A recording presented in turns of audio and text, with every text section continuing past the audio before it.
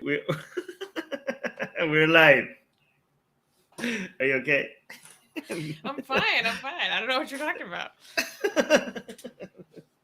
Hi everyone, we'll be live. We are here, me and Susanna. We're going to be talking about the news, about atheism, religion, politics, secularism, all that stuff. Mostly religion-related stuff. How is the news today? Is it funny? Is it ridiculous? Is it tragic? Is it disgusting? Is it what do we have? Oh my God. Well, we have a few stories that are rough. Some of them are important updates on stuff we've talked about before.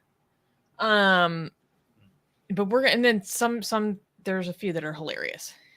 Mm-hmm. So people are saying hi in the live chat. Hi AGA, hi Shriya, hi D, hi Troel, hi Satya, hi something I don't remember. Soha, hi Andres Arcon on Facebook.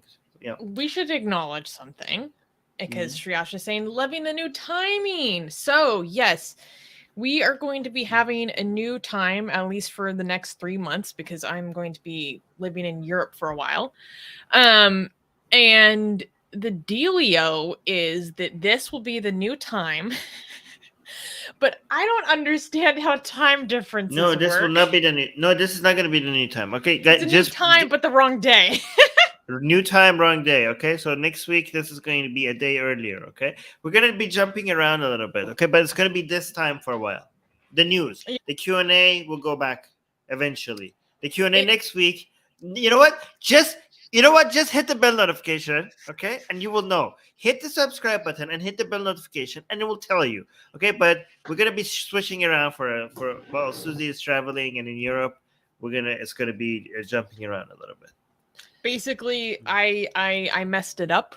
It should have been yesterday. No, I did. No, it was supposed to be yesterday, but it's fine. We're here. We made it. It would be too close to the Q&A. It's okay. Yeah. Anyways, it's fine. I literally had like half my team checking. I'm like, can you tell me when this is, when you are? Because I don't think this is right. Turns out it was not right. Like, we're sticking with it now.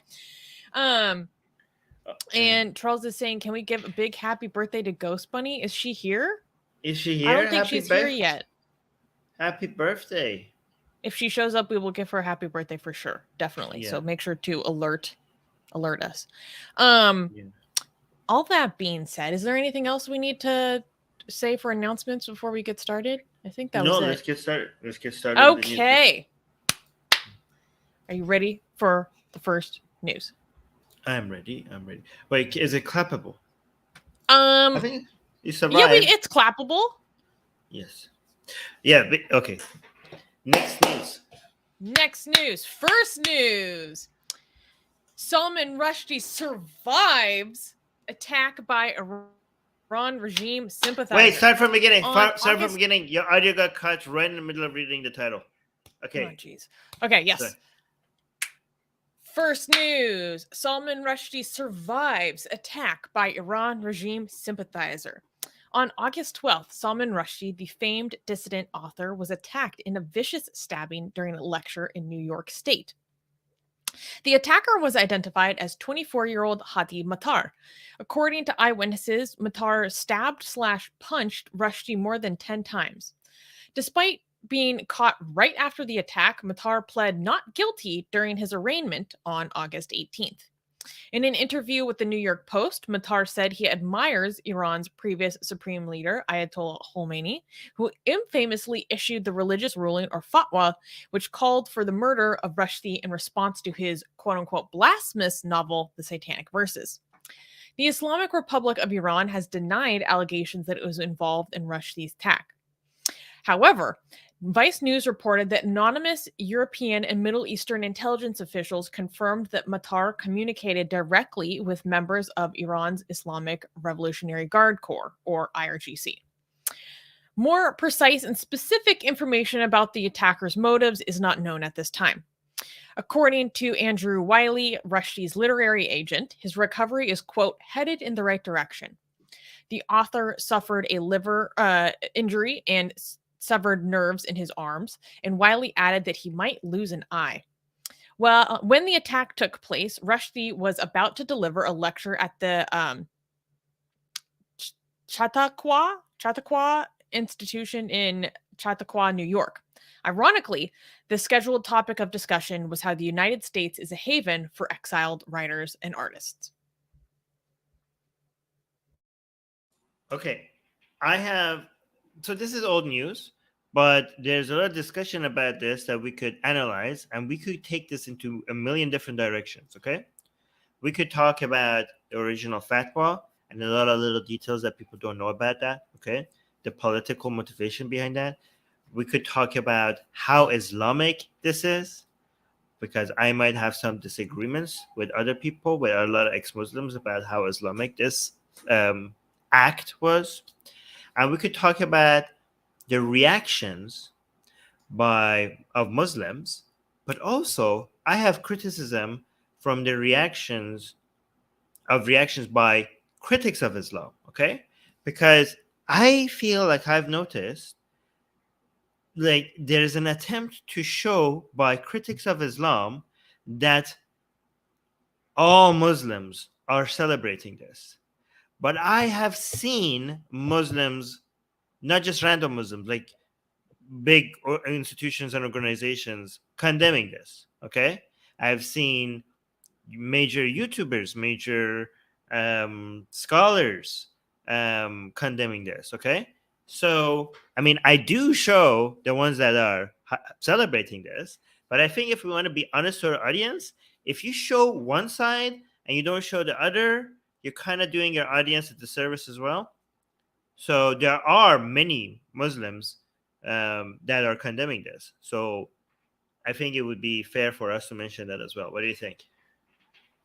Yeah, I think it's important to mention. And I also wanted to say that, like, yes, this is old news, but we have to cover it because we were off for a week because of going to the conference. And so, like, we still had to do our own coverage of this. And it was kind of to our benefit because I was waiting for more information to come out about the motive.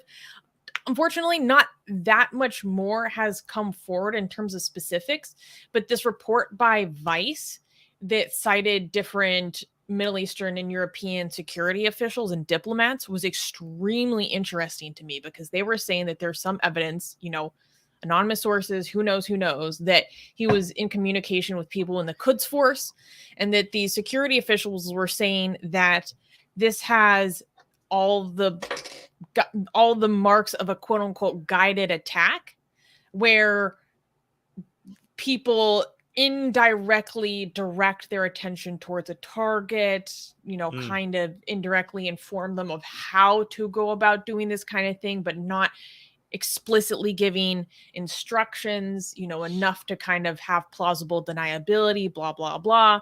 And I thought that was really interesting. But again, like Dia's saying in the live chat, that's not verified yet, but that's some of the better information that we can find so far. And that he has given statements that the attacker has given statements that support Khomeini. Okay, but here's the thing. Even if that is proved, I don't know how big of a deal that is, okay? Because the Quds Force or the IRGC is a ton of people, okay? Yeah. And they are active on social media, right? So, and they have a lot of opinions, right? And they're just like talking about these things on social media and on Clubhouse especially, right? And they may be suggesting things to each other, and some of them will be influenced by each other. I mean, it could be. I mean, I am in touch with people from Quds Force. Like it was. I mean, because they come and debate you on Clubhouse, right? I mean, they're in our rooms on the Persian show in the Clubhouse. Like, I'm pretty sure they're there, right? I'm pretty sure I talked to some of them, right? But like, what are when you're saying you're in contact with them? I mean, everyone's influencing each other's opinion. Like, just being in touch with somebody from Quds Force, that doesn't necessarily mean it could, but it doesn't necessarily mean that there were higher ups within the Quds Force that made this intentional attempt to make something like this happen. I mean, I have friends who were conscripted into the IRGC.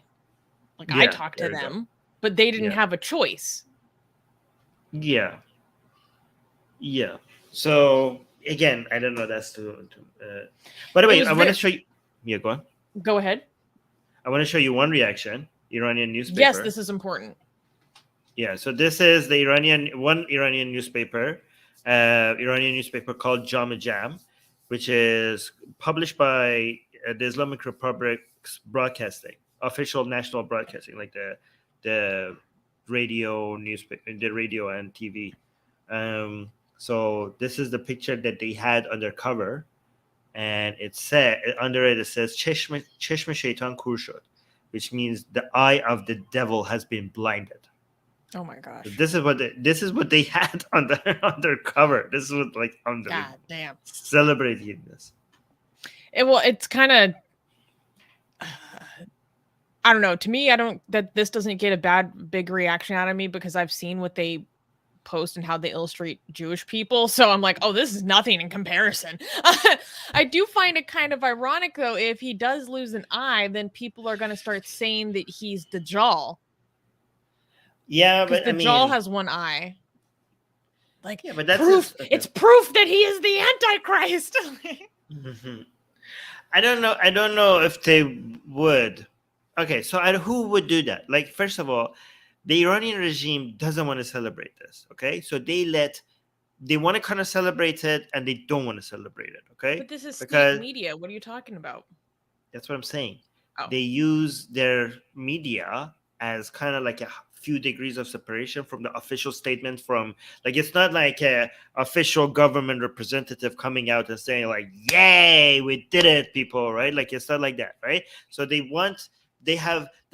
use some of their newspapers, especially Kayhan newspaper, for people to know what the kind of the position of the regime is without them officially say it, right? Because they want to be able to say it without actually saying it so much that it has an international cost for them. So it's plausible deniability. That's what it is. Like, yeah, this is just our newspapers. It's not us saying. So like the international community cannot come and say like, oh my God, look at what Khamenei or like the president is saying, right? So it's kind of like that. That's a pretty sorry excuse. One thing that I thought was very interesting, because this is something you talk about a lot, Armin, but I haven't seen a lot of other sources talking about. So this is, I want to read just a slight chunk from this article in Vice. So this is a quote. Quote, there seems to be a process wherein individual members of various agencies plan and activate their own operations, like the recent Bolton thing, where Iranian guys were offered money to hitman, acting like John Wick is a real thing, the official said, referencing the indictment unsealed last week that accused a member of the Quds Force of attempting to pay $300,000 to assassins he believed worked for a Mexican drug cartel to target former National Security Advisor John Bolton.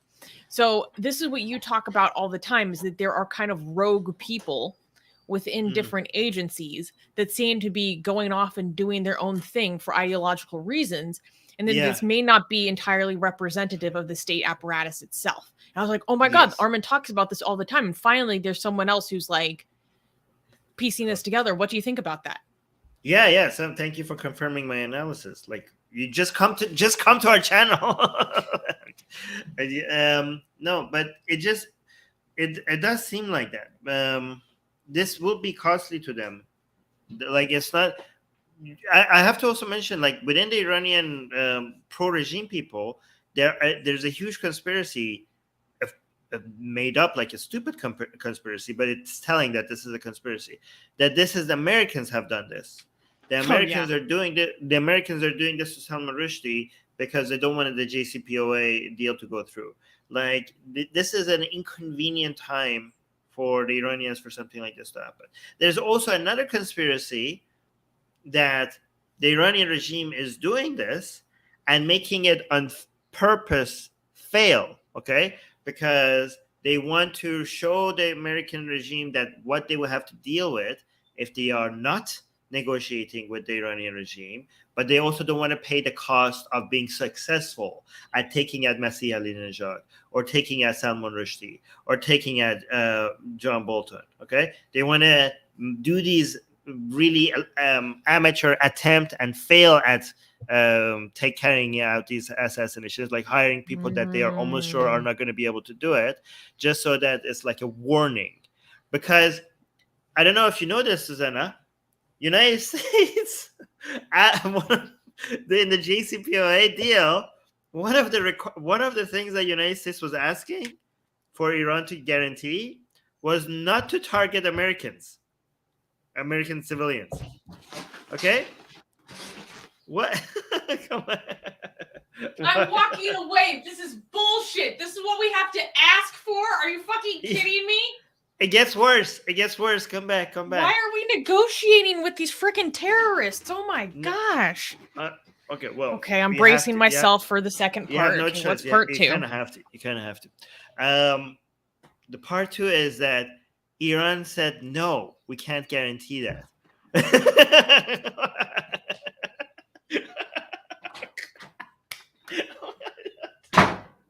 Oh no! God. Oh. Okay, come back. God damn, the bar is so low. Yeah, and the deal is still going through with Iran not guaranteeing that. So technically, the JCPOA deal, it seems like it's going to be signed. I don't know. We're on a roller coaster with this deal. If it gets signed, if it gets signed, it's going to get signed with Iran officially saying that we don't guarantee not targeting your civilians. Yeah. It's not. Okay. Yeah.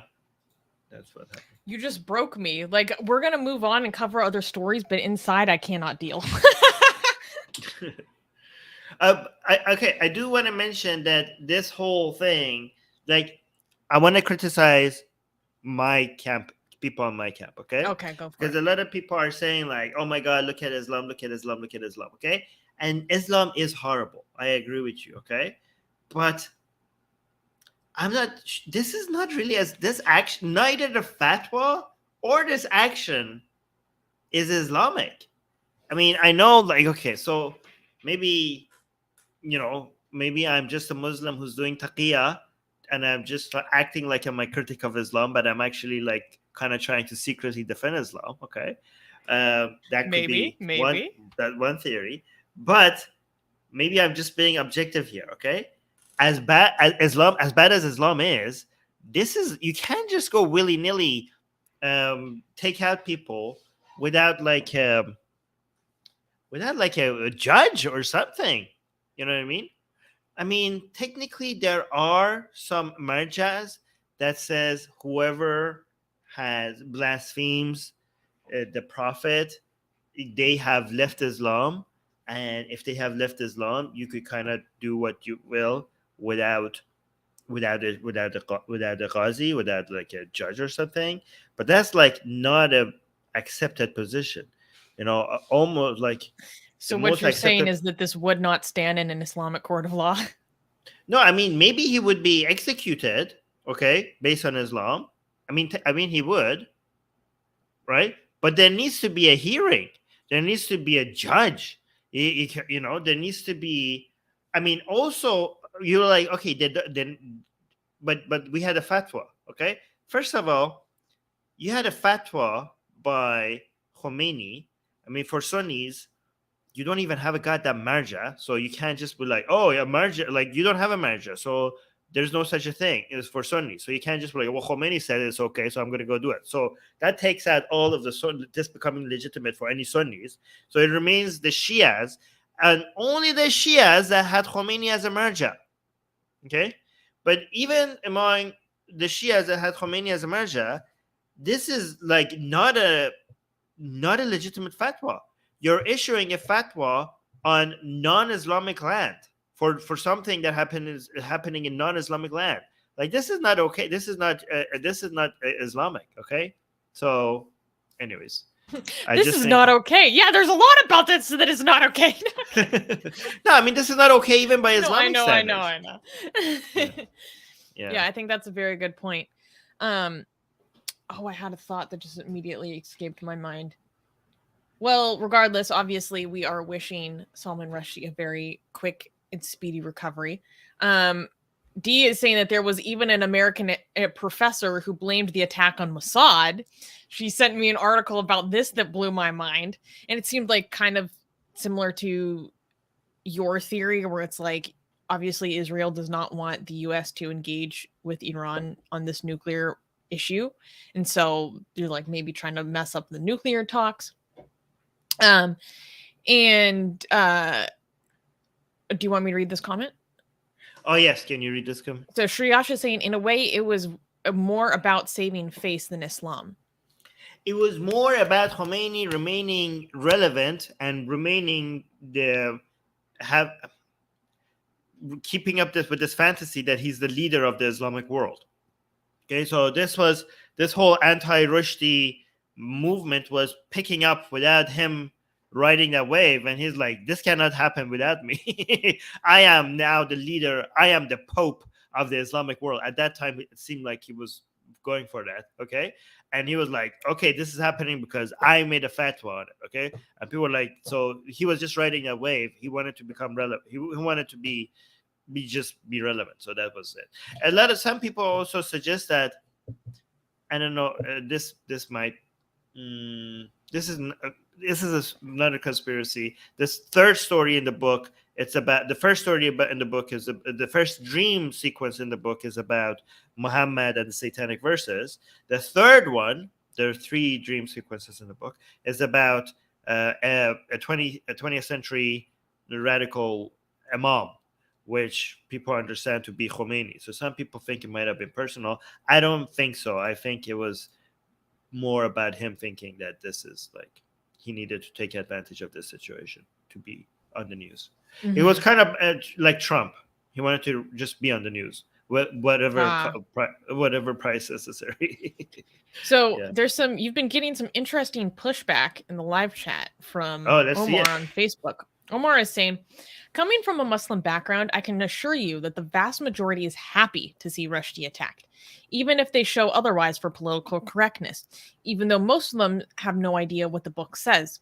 A lot of hate has been accumulated over 30 years over this. Maybe the only people who are genuinely not happy about it are highly educated individuals, which represent a very tiny percentage of the 1.6 billion Muslims. Because you started this out saying, we've seen a lot of people celebrating this, but that's not representative, blah, blah, blah. He's basically saying, okay, if that's the case, it's only the pushback is only representative of a tiny percentage. Okay, I mean, the evidence for this is you coming from a Muslim background, because I come from a Muslim background as well, and I think I'm not saying what you're saying is wrong. I'm just saying that coming from a Muslim background is not really good in backing up your claim. Okay, maybe you're right, but I'm just saying you need to provide, if you want to say what you're saying is true, you're like, based on this poll done by this organization, a very legitimate authoritative organization that does polling very well, right, institution, I could tell you that this is the majority view. Okay, what I can tell you is that I have seen many Muslims celebrating it, but I have also seen many Muslims condemning it. Which one is the most? I don't know. Maybe you're right. Okay, I would actually, if I was going with my intuition, which is not a good source, okay, I would say you're probably right. The majority is in kind of, okay, let me correct. If I was going by my intuitions, okay, which is not at all a reliable source of information, I would say a minority would be like really, really happy. Like, not like just like saying they're happy for saving face, like they're just jizzing their pants, okay? That's a minority, okay? You're such a way with words. There's another group of people who like, what's my duty to be, it's obviously this was a bad man, and I mean, they're not like really happy, but they think like we should be happy because this man deserved it. So as a good Muslim, they think like they have to believe that. Okay, and then we have a whole bunch of other Muslims who say don't want to celebrate it, but they also don't want to condemn it. They're like, well, it's a bad thing, but the person responsible for it is himself. Okay, so it's unfortunate, but he's at fault. So that's another group. Okay. And then another group is like, okay, this was a bad man, but this was not the right way to do it.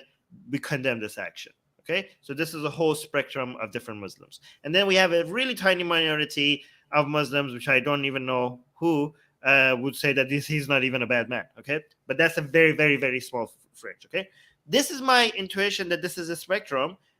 Again, but we don't have access to data. So I'm just acknowledging that they all exist, right? So what I'm saying is that critics of Islam are pretending like the ones that don't, the ones that condemn this do not even exist. Like they're not, I mean, we have like Dr. Shabir Ali.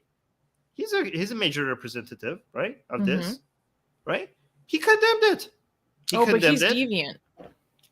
I know, but like he represents like he's a very popular scholar.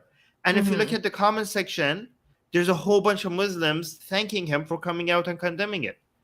Right? So I don't know, like they exist. I didn't say they're big. I didn't say they're small, they're big. I just say they're out there. Okay. And it's important for people to know that they're out there. Like what else? The general taste was all for it. Even, when people say trust me, just trust me. Just trust me. That's when you should trust people the least, okay? Because people only say trust me when you have, not only. People usually say trust me when they don't have much to back it up. When they say just trust me. Like, I'm sorry, Amar, I'm not going to trust you. Who are you even? Why should I trust you? Okay.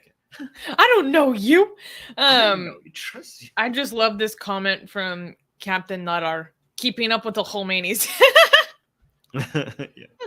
Actually, in honor and in solidarity with Salman Rushdie, today I wore my vintage The Ayatollah Khomeini Sucks shirt. Yeah. Just to remind everyone, even in death, he still sucks. You got this shirt like at what year? Like when was this shirt made? Like you didn't get it, but like when was this shirt made? So this is from 1979.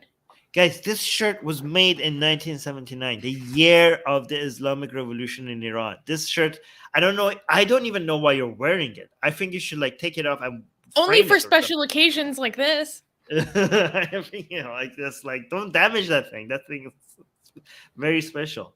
Anyways, we should move on. Oh, yeah. X-Boson is saying, exactly, Armin. I know this guy who says, trust me all the effing time, not knowing what he talks about. Okay.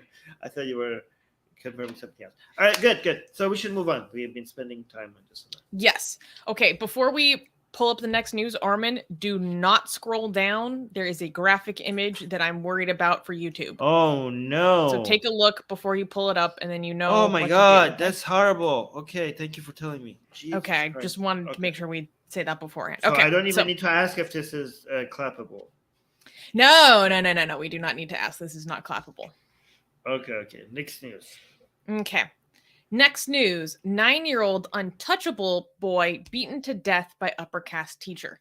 Really quickly, before we dive into this news, I want to say that we're going to be getting into both sides of the story, okay? Because there's a lot that's under contention.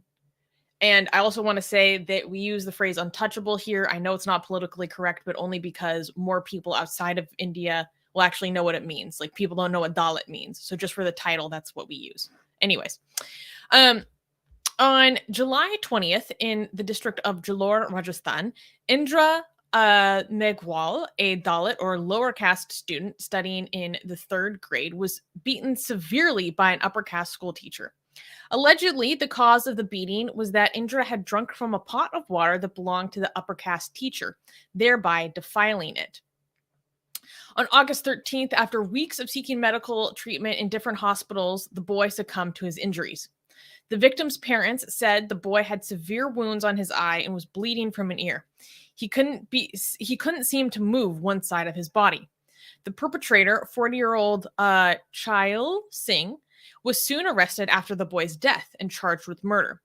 Indra's father noted that the child didn't know that the pot he drank from was only meant for his upper caste teacher. The victim's family also claimed that the state administration had forcefully conducted a quick funeral for the child. The family also accused the local police of attacking them in an attempted cover-up. Numerous government officials have offered their resignations following the incident, denoting their shame and their inability to prevent such an atrocity. It is important to note that many locals from the community contest the narrative of the victim's family, with students reporting that in their years of attending the school, all students and staff drank from the same water tank.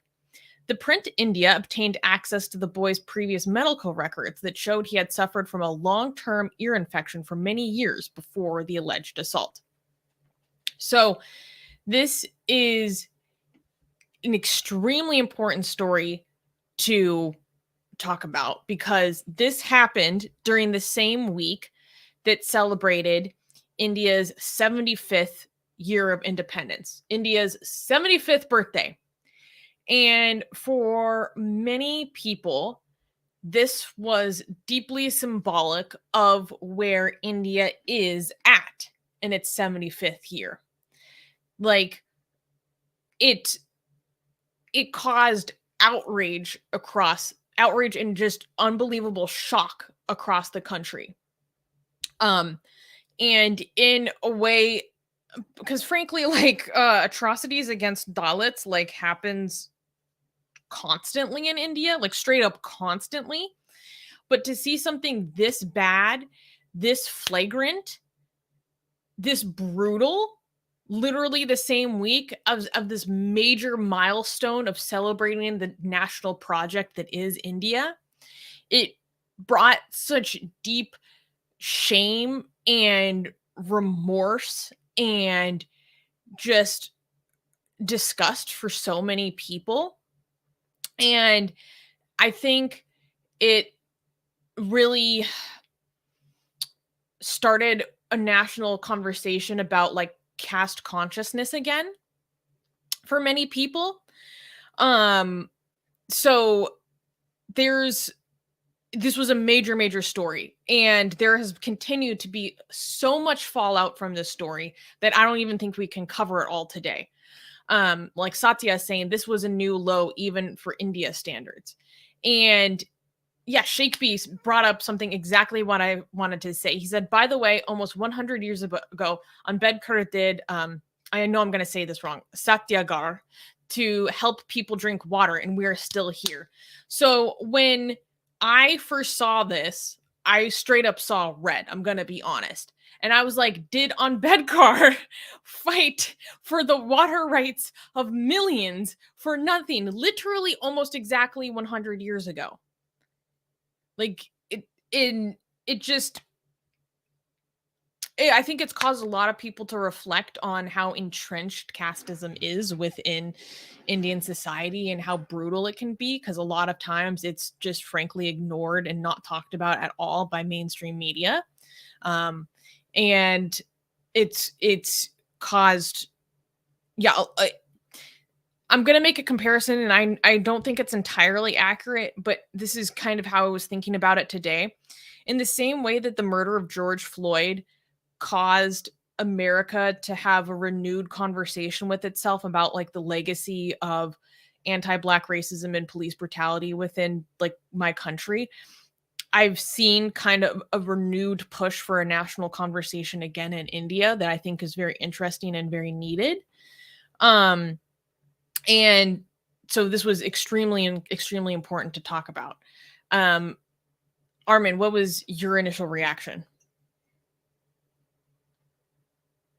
Well, I scrolled down, so I saw something that we can't show here on live, and this boy, like, if you guys see the pictures, he suffered a lot. Like, this is disgusting. What was that? Oh, I've seen the videos. It's horrible. You've seen the videos? Why of him just like in his hospital bed, like nonverbal. Oh my god, it's horrific. Okay. Well, what's that? I mean, I didn't understand. Like you said, there's, because I was trying to highlight relative comments in live chat as well. What's the alternative narrative here?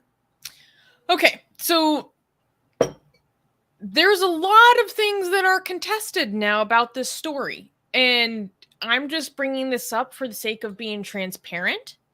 And wait, can you actually star a lot of these comments? Because I want to dive into them instead of just having I didn't know which ones to star. Okay.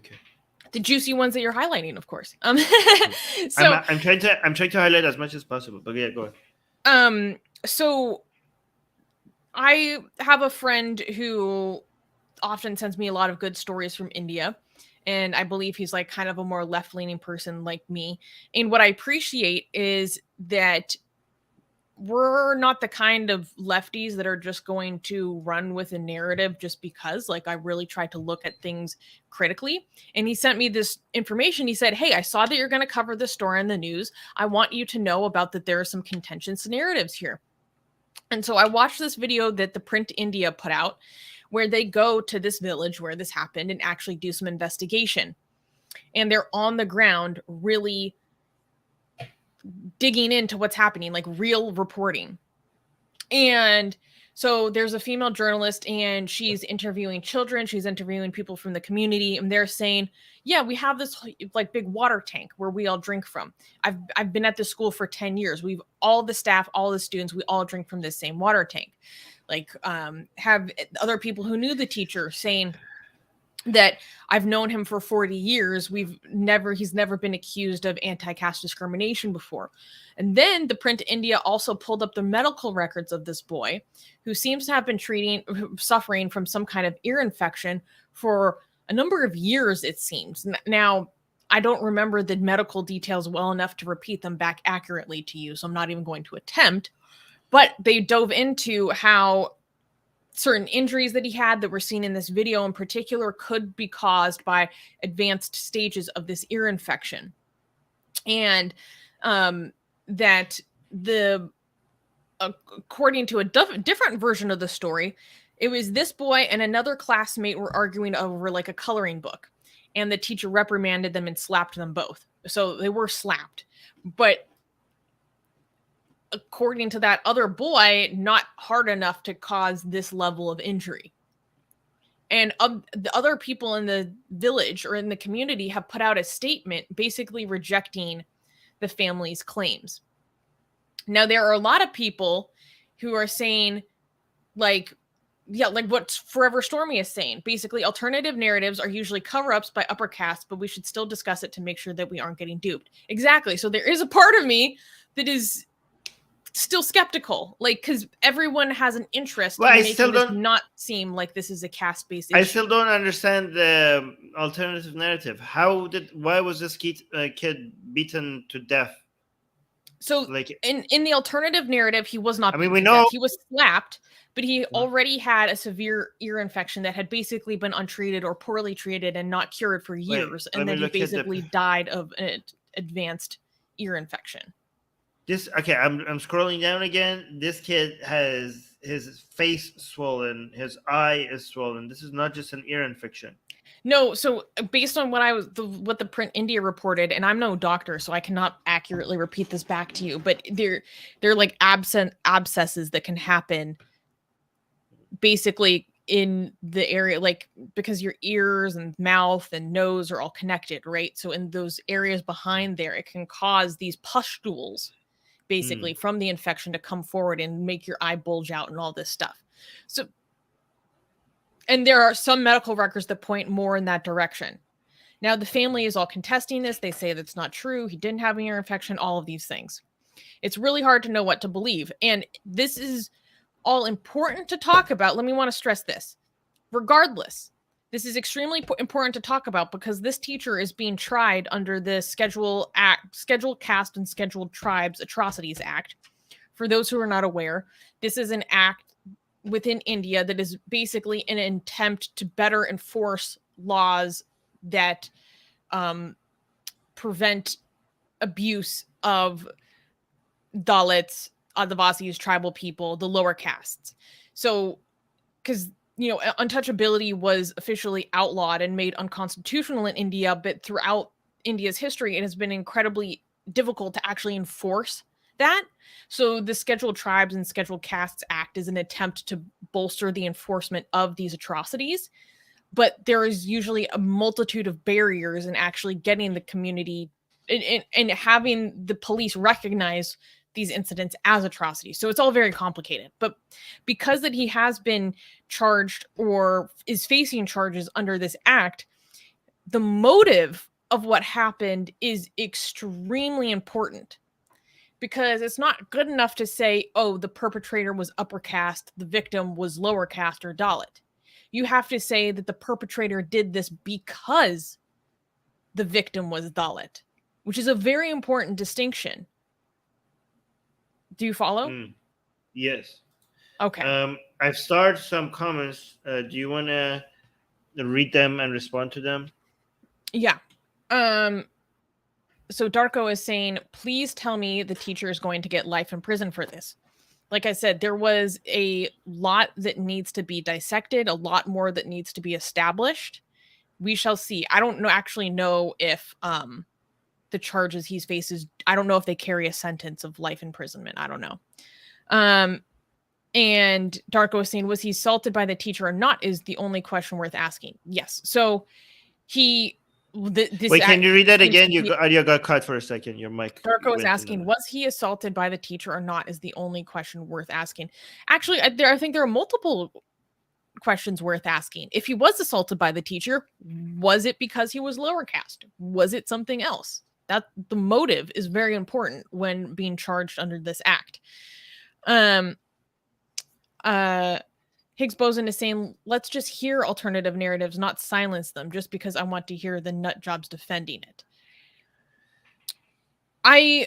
In this case, it is very difficult for me to tell what's going on here, frankly. And there's also a huge language barrier in me actually pursuing information about this. So it's hard for me to tell if the alternative explanations do have some legitimacy or if it is just further caste bias. It's difficult to tell at this point.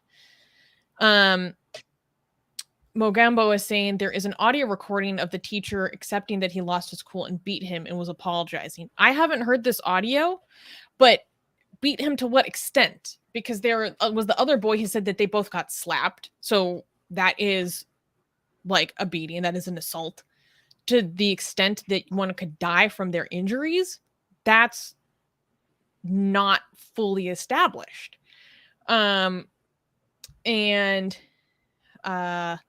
Let's see. Yeah, Cosmic Heathen is saying they always do this. They burn the bodies hastily to destroy all the evidence, and the state is involved in all of this. Again, this is all allegations from the family. Well, doesn't the family have a control over when they burn the body? Like, can you just come like, oh, oopsie, we burned your kid faster than theoretically, but no, the state will come forward and the police will forcibly cremate bodies all the time. This happened multiple times, especially in the Hathras RAPE case that was infamous. That happened a few years ago. Does it happen to everybody or just to like special cases like this? You know what I mean? Like, it happens most frequently in my anecdotal observation to victims that are lower caste or young women. Okay, you better say we covered two really big soon, stories a few years ago where this was like consistently happening. Like, I don't know, when my mom died, like, we had so much time before they buried her, right? Like, imagine, like, okay, fast, they're going to bury it. Like, the police is coming. They're going to burn it, actually. So it's kind of like, I don't know. It's kind of, imagine sometimes the police will actually go take the body, burn it themselves before the investigation is over. Wow. Okay. Keep the family away from the body as they're cremating it, shut down, and put the entire village under martial law, essentially. Prevent journalists from entering so that they can't investigate. No, Oxymoron, we don't know. So Oxymoron is saying that the state destroyed the body. I didn't know this. Definitely malice involved. No, we don't know. Like, this is the allegation that the family is saying this, right? The family is saying that they, I mean, if you want to play the odds, like, if you want to talk about the odds, like, I would right now go with what the family is saying over what other people are saying. So, but again, you can never be sure about these things, right? Yeah, it's really difficult because due to just who I am as a person, and like, I of course it's my impulse to jump full force into this, but I still have to hold myself back to a certain extent, especially when talking to you guys as an audience and talking about things responsibly, right? But I think it goes without saying that if the allegations of the family are true, like, how we feel about it and our opinions about it, I feel like go without saying. Like, this needs to be condemned in the strongest possible terms. And I think don't know. Like, I hope it causes some serious reflection, but more than reflection, it needs to cause actual change. And then since this happened, a lot of more reports out of Rajasthan of really bad casteist abuses have continued to pile up and come out. A lot of the worst casteist abuses I've heard of come out of Rajasthan. I don't know why. Yeah. Guys, this is, by the way, why our channel doesn't grow. Because in order for your channel to grow, you have to go full on anti the group that your audience wants for you to go after, right? So we're like, people are like, oh yeah, like F Islam, these people are scary, and they want us to go 100% against them, right? And we were like, okay, Islam sucks. However, and then we have like these discussions here, like people are like, not that many people are into that. People want you to go all out. Then people are like, oh my God, you're going after Hindutva and Hinduism. And like, oh yay, like go after Hindutva, destroy casteism, everything is casteist. But then we like have like news reports that could be casteism, and we were like, yeah, but maybe it's not. Like, we don't know. We're uncertain. We're skeptical. And people are like, yeah, but I want you to go all out. I want you to go. I want to fight. I want to go against these people, especially because people are frustrated. And then we don't provide that here. And that's why I think that's one of the reasons why we're not as attractive to a lot of people. Like, people want to hate on something, like maximally hate on something, like no skepticism, no if or buts, just go all out. So subscribe if you are one of the minority group of people who enjoy some skepticism, but when it comes to when it comes to news and activism, then support us or tell other people who might be interested in that's what we do here, right? I think, I don't know. I really don't know about what to say about the rest of the story. It's so bad. It's so bad. Yeah. I think, I don't know. In a way, it was kind of, I know that there were a lot of people who not only were just defending the teacher straight up on the base of his caste and no other reason, which is not good. And there were a lot of people even celebrating the death of this boy, which is horrific. Wait, who's celebrating? I don't know. There are people celebrating the death of this boy. Wait, what? Yeah. Okay. The casteist brain rot is real. No, I mean, wait, can you show that? Like, what the hell? Do we have examples? Okay. I don't have examples right now, but it can definitely be found. The defense of this is, yeah. No, okay. No, the defense of, yeah, there's also like celebration. It's horrific. Celebration. Okay, that's like a level of evil that I can't even comprehend right now. But in some ways, there has been a lot of like unity around this from people across political spectrums in India. On the other hand, so in condemning this and being like, God damn, we need to do better. This is a freaking national embarrassment that we've been around for this long, and this is what we're dealing with. By the way, Darko just gifted 5 memberships. Thank you so much, Darko. Oh my gosh, Darko, thank you. That's very sweet. Thank you. So yeah, thank you so much for the Darko. We do need the support. I still can't figure out how you gift memberships. By the way, with regards to what you're saying, I'm just gonna be like assuming that that's just like a handful of people, like less. You can't count. That's what you want to think because you're a good person. No, like I'm assuming that. Okay, let's just be fair here. I'm assuming that most, even casteist people, when they say when they want to fight the story, they will like say fake news, not like yes. That Dalit, like this Dalit deserved it, like anything, like because he drank like the water. Like I would think like they would like, no, this didn't happen, or something like that. Like I'm assuming that's the vast majority of them. Like that would be disgusting. Like those the people. If anybody, guys, can you anybody from in the live chat from India? Can you confirm that there are people who are have you been exposed to anybody who would celebrate something like this. Let me see if in the live chat anybody can confirm that. Yeah, I don't know. Anyways, do you want to read any of the other live chats, or should I get the next news? Let's go to the next news. Okay.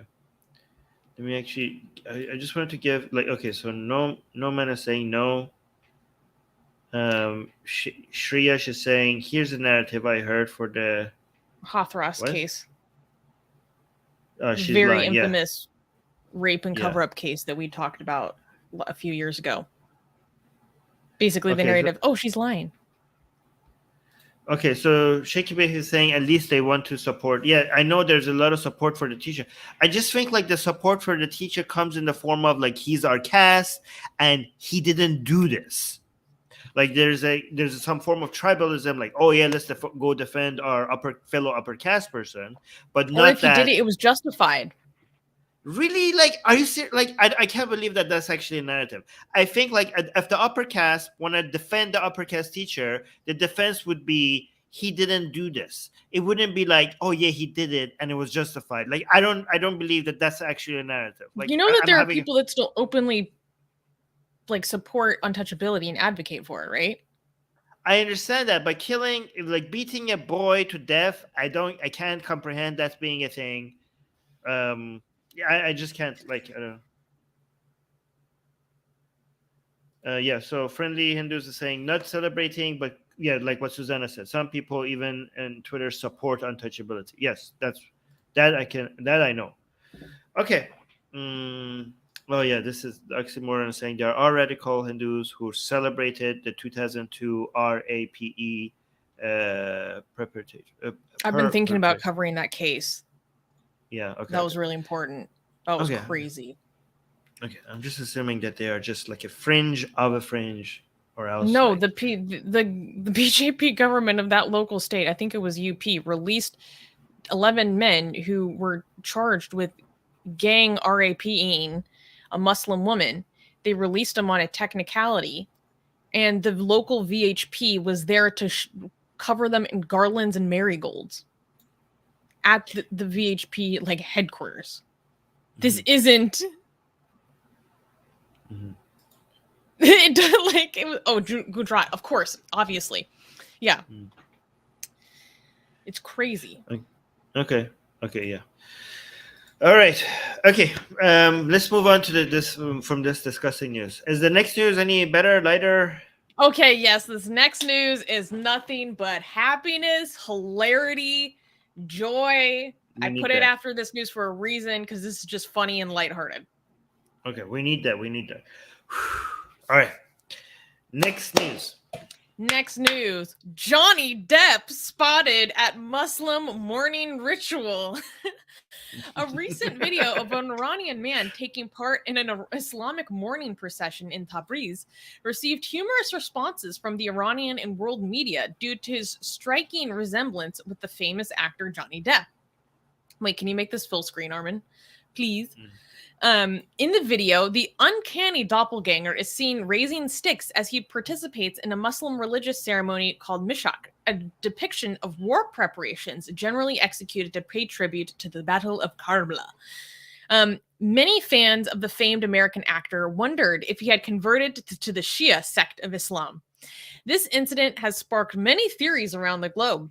Many speculated that Depp, exhausted from the lengthy and expensive legal battle with his ex-wife Amber Heard, fled to Iran.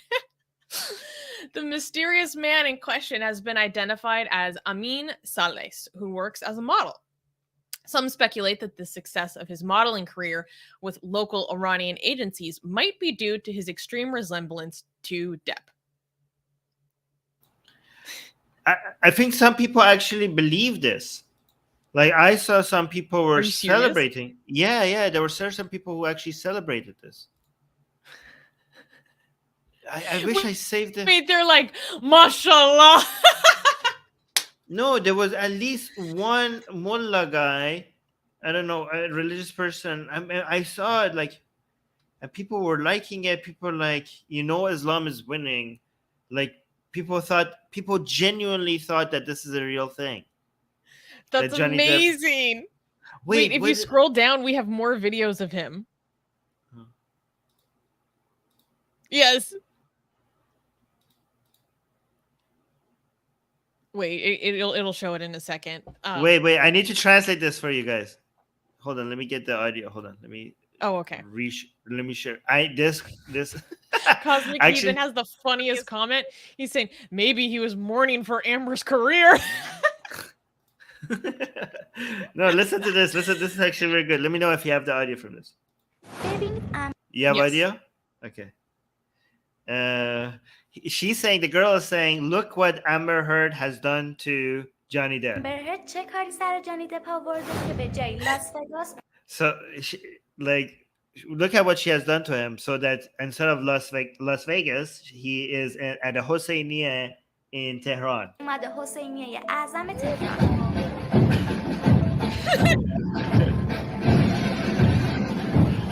Wait, can you make it bigger so we can see how much he actually looks like Johnny Depp?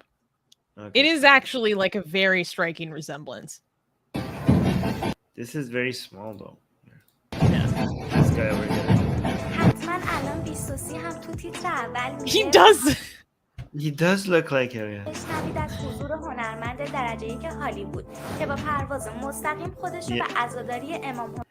Wait, what is he saying? This video is saying like I'm pretty sure that newspapers tomorrow are gonna say like, look how a celebrity is like coming to a Hosseiniya to celebrate to basically to show respect to Imam Hussein. Of course. It's just making fun of. These are very Iranian jokes. It's like it doesn't very translate well to English.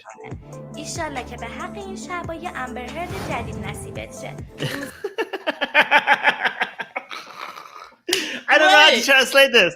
I don't know. I think like she's saying like I hope like because you do like Nazriya and religious things, like if you do this based on Shia Islam, you get favors done for you. The imams will go and speak to God on your behalf and do things for you. And she said like, I'm hoping that your religious things that you're doing is accepted and you get a new better Amber Heards. I don't know. It's like anyways, but like I wish I saved the people who actually thought that this is real. Like people are like, look, we're winning. Like even American celebrities are now recognizing the love of Hussein, the gift of Hussein and everything like that. So well, apparently we have some people in our live chat because Higgs Boson is saying, I believed this after seeing the thumbnail. Astaghfirullah, I was wrong. I thought it was the real thing too. Okay, so I'm not.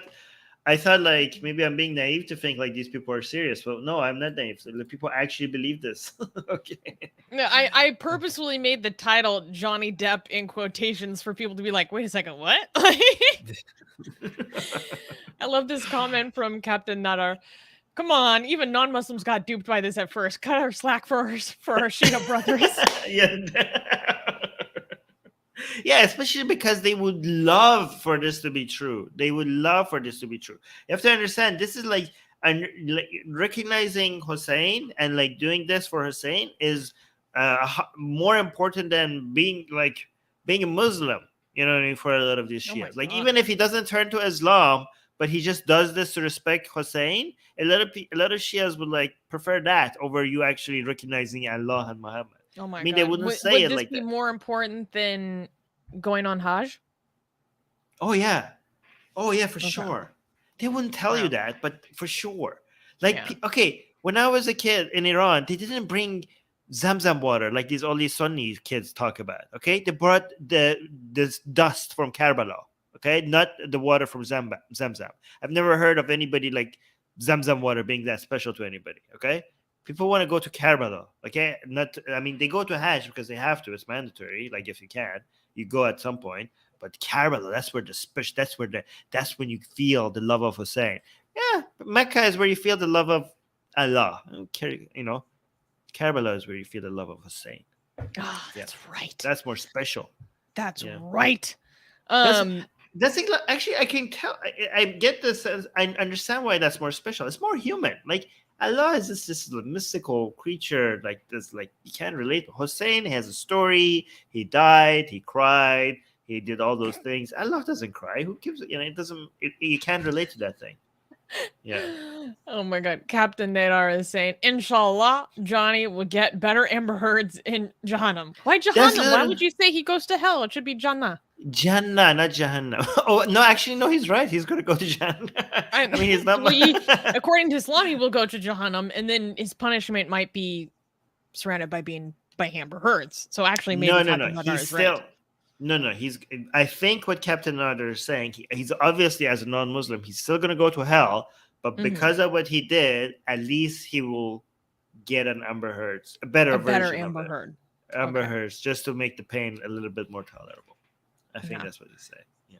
Silva Kumar is saying, what are the Dawa boys' reactions to this? They must be beating their chests. I haven't seen anything because this is a Shia Dawa boys thing. Guys, the Dawa boys are Sunni. This is Shia. This is like, okay, this is kufr, according to the Dawa boys. This is shirk. Okay, you think they celebrate? You think the Dawa boys celebrate this? This is worse than atheism. Okay, true. No, I'm serious. What these people are doing, okay, this is worse, according to Sunni school of Islam. This is worse than anything you could do. There's nothing worse than this. This is shirk.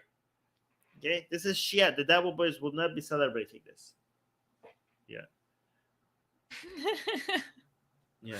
Okay. This whole story made me smile so much. Oh my God. Any other last thoughts on this before I move to the last news or next news? I just want to mention also that this was like big, trending on Iranian social media for a while. I was talking to some of my Iranian friends about this. They're like, "How the hell did you find out about this?" I was like, "Oh, I have my ways," because they know I can't read Farsi. on like English news that cover Iranian news in English language, like it was #1 trending for days. Yeah. So funny. I wonder how religious this guy actually is. Like, what if he's not that religious, but he knows for his modeling career? Because like his modeling career is likely because of his appearance. Oh, he actually is trying to, wait a minute. I didn't know this. He's actually trying to look like Johnny Depp? Like that's on purpose? He is a model.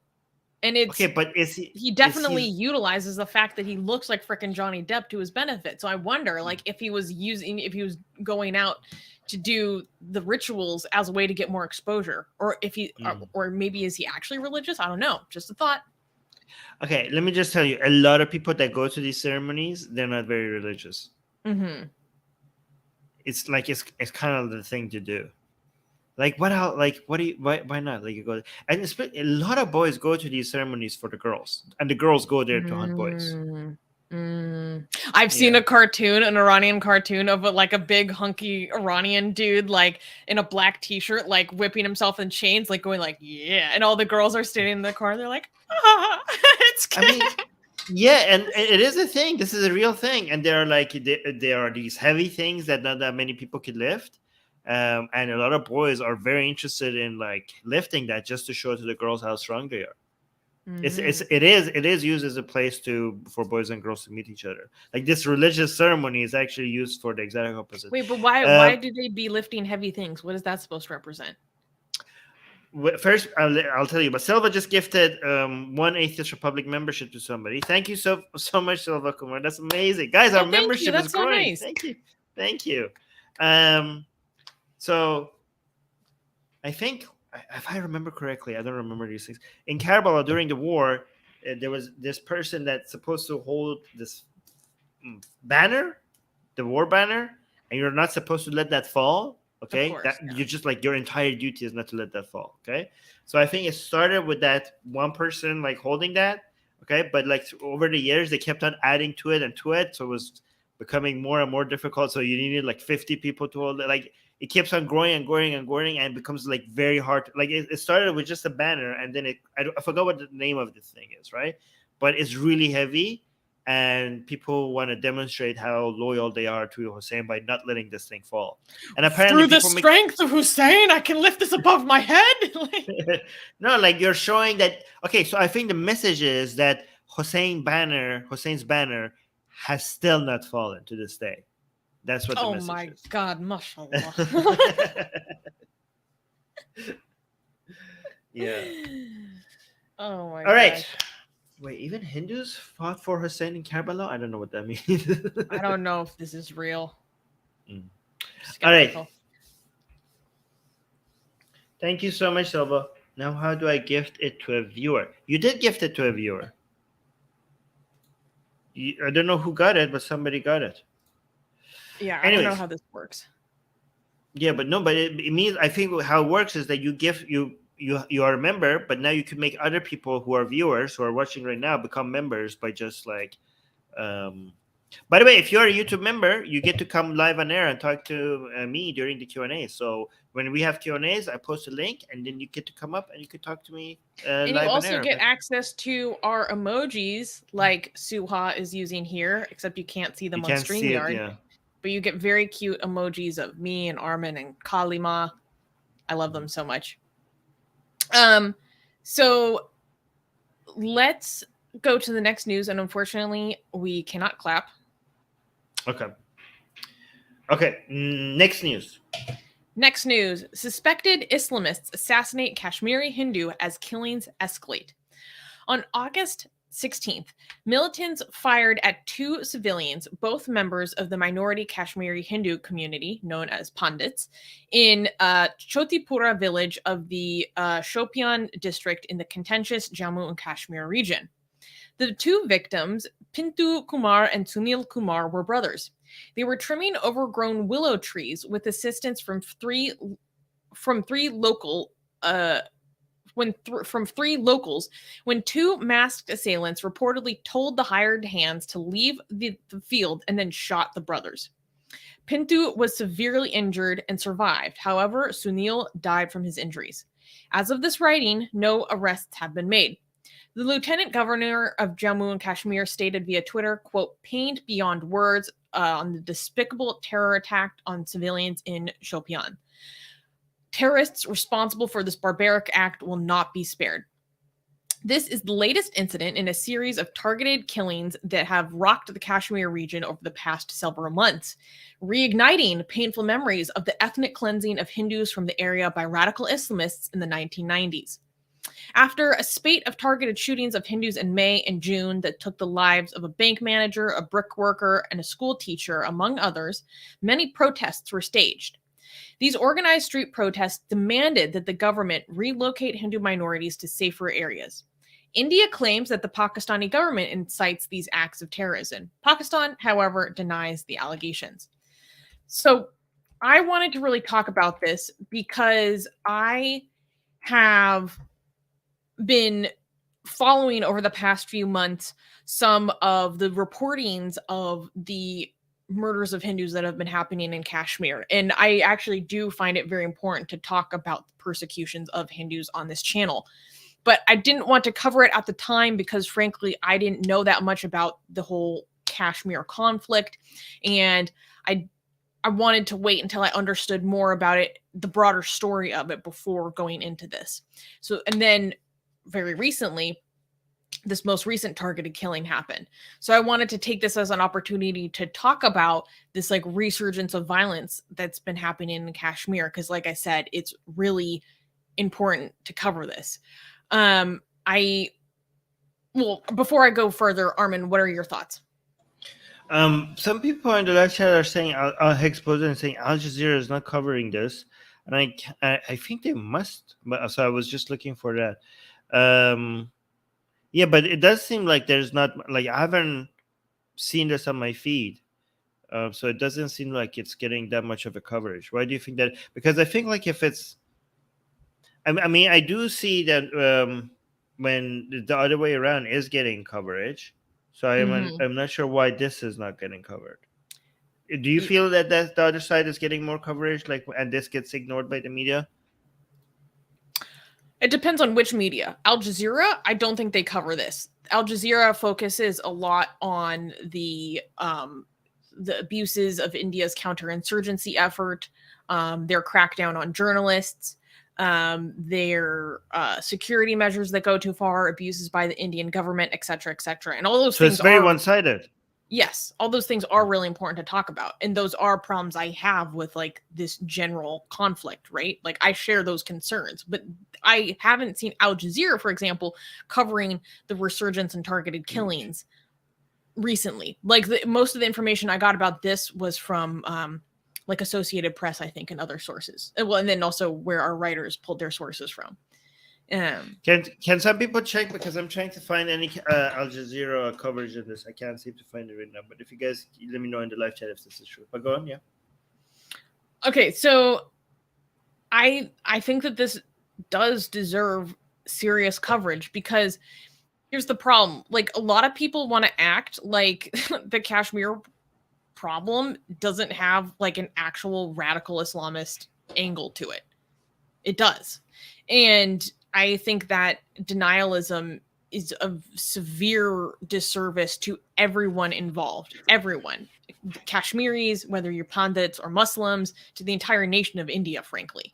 I think it's Oxymoron is saying, I think no international platform covered this until recently, including BBC and NY Times. Though after the movie, meaning the Kashmir Files, that's changing. I don't think that's true. I saw coverage of this before then. Sheikh B is saying this will not be covered by Indian media as well, because Modi will be targeted and his image of savior of Kashmiri pundits will be damaged. Ooh, that actually brings up a good point. So for those who are not aware, like this giant insurgency movement in Kashmir that kicked off in like 89 and then really was under full force in the 1990s did cause, and I can't believe people don't identify it as such. I identify as a legitimate ethnic cleansing of Hindus from the region. And the fact that people try to whitewash it as otherwise actually enrages me. And so that happened. And then the government had this scheme around 2010. I might be wrong on the date, but I believe it was around 2010, where they were going to take a lot of the Pandits that fled from Kashmir in the 90s and since then and relocate them back to Kashmir with programs for jobs, housing, etc. So then with this spate of targeted killings that happened recently, a lot of these relocated... Oh, I think I just froze. No, you're good. Oh, wait, you're frozen. Okay, Susie. Well, Susie is looking... Are you back, Susie? Oh, no. Okay. No, you're here. Wait. You're saying, oh, no. I can hear. I'm back. Yes, you're back. I'm back. Okay. Just, it froze for me for a second. So what was I saying? Okay, so they were relocated back, and now with this run of targeted killings that's happened recently, the people who are relocated are protesting the government, basically saying you only relocated us for your own image, so you could make it look like things were under control. You could make it look like you had a handle on the situation, and you don't, and things are still dangerous for us, and we need to leave. And so that's been quite significant, because the level of protests that we're seeing were like somewhat unprecedented. And I think it's I don't know. If I was a Hindu there, I'd be really scared. Higgs Boson is saying they called the relocation a demographic change. Okay. I think that's kind of unfair, because the whole reason why they left was ethnic cleansing. That is demographic change. What? Yep, but okay, so I agree that was demographic engineering, okay? But you don't, when the demographic engineering happened, you can't, and even if it was really wrong, you do not fix that with another demographic engineering. You just you have to deal with the new situation on the ground. You know what I mean? Wait, so people are forced out of their homes, and if the government says we're going to help you get back into your home, suddenly that's not okay because that's demographic engineering? What? If it's the same people, it's okay. But one generation past, it's now your home. I think. What? I mean, I don't know, maybe 2 generations. Like this is but like you think you think Jewish people have a right to return to Israel? That is way further than that. Wait, Jewish? You mean Palestinian? No, the Jewish people have a right to return to Israel.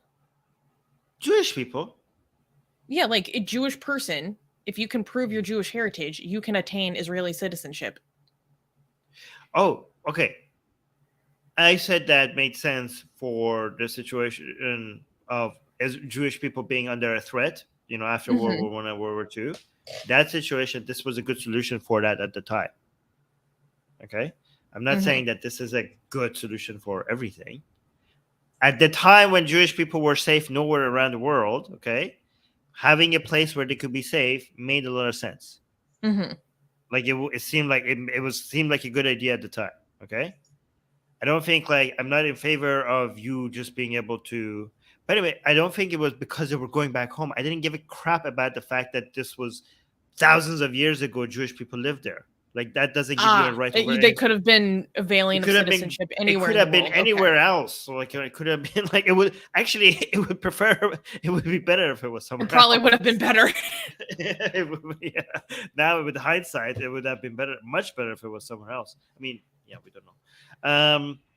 But yeah, no, but I'm just saying if this is your home and your grandparent took it by unjustifiably, it's the sin of the father. It's now your home. Nobody should kick you out. This is now your home. You know what I mean? So I don't know. I think you should have a right to relocate within the same area. So what happened in World War II in America is that the Japanese were forcibly interned, basically in concentration camps around the nation, right? And when the Japanese were forcibly pulled out, a lot of other people just moved into their houses. And then when World War II was over and the Japanese wanted to go back to their neighborhoods, there were people that had taken all of their property. And so what they did was basically they just moved to a neighborhood immediately next to where they used to be. Okay, in San Francisco. Okay. So was it the same people, or are we talking about one or two generations past? It was the same people. Basically the same people. Okay, then yeah, you have to take your home back. Okay, if it's the same goddamn people, somebody took your home, you have to take it back. Okay, I'm just saying at a few generations down, then you need to figure out another solution. You can't kick people out of their homes. They don't. But either way, even a few generations down wouldn't have legal claim over that property. I mean, they did not attain it legally. They do not have the legal rights to that property. Okay, the law is. Whose law are we talking about here? Okay, because if the law is something that the government comes up with, so they could technically be legally owning that property. So we're talking about whether it's morally justifiable, not legally justifiable, because legally you could justify anything. Legally, you could justify, I don't know, genocides with laws. You just write a law so that genocide is legal, right? So you could, we're talking about what laws to make. I'm just saying, if you have multiple generations of people living in a place, if their grandparents did something wrong to take that place, I don't think you could go and make these people homeless. Oh, so what do you think about the forced evictions of Palestinians in East Jerusalem that basically kicked off the war we saw last year? Yeah, I mean, I think that's their home. I think that's wrong. I think that's wrong. I think there needs to be a better solution. I think if there's, yeah. This is, I think the Palestinians who have been out of their homes for multiple generations, for example, right? They need to be compensated somehow. Okay. I just think the compensation doesn't necessarily have to be, here's your land back. You know what I mean? Here's your land of your grandparents back. Even if they're legally entitled to that land? Well, they're not legally entitled to that land because the law is the laws of Israel. Which law are you talking about? No, so I meant just in theory. I'm talking in abstract now. So morally then, not legally, because the laws are made up. You could change the laws to, the law could be bad, the law could be good. You could make up the law so that it's more moral, right? The law could be a bad law and you could change it so that it has a better solution, right? So I'm talking morally, not legally. If there is a legal precedent that these people who 2 generations ago were forced out of their homes and they still have, based on the laws that are on the books, a legal right to that property. Right. What should be done? I mean, if the law already has a remedy, then go with it. Okay, we're talking about a situation where the law is being written by the people with biases. You know what I mean? Like the law. Okay, let's say you don't have a law and the law is in your hand to write it. I'm talking about what would be the best solution. Okay, if you have a legal precedent, that makes things a lot more complicated. But I'm saying if you had the choice to make the laws, what laws should you write so that everybody comes better off?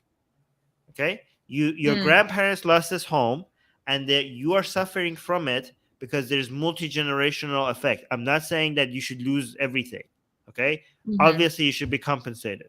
I'm just suggesting that the compensation doesn't necessarily have to come in the format of here's your land, here's the lands of your ancestors back.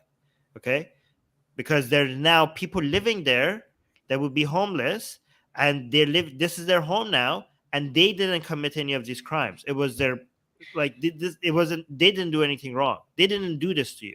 Other people did. Okay, so if you need to be compensated, can we talk money, for example, here, and coming from the government, not from those people? Yeah. Okay, I see what you're getting at. God, it's so complicated. Oh no. In general, what do you think about the status of Kashmir? I think they need to referendum ASAP.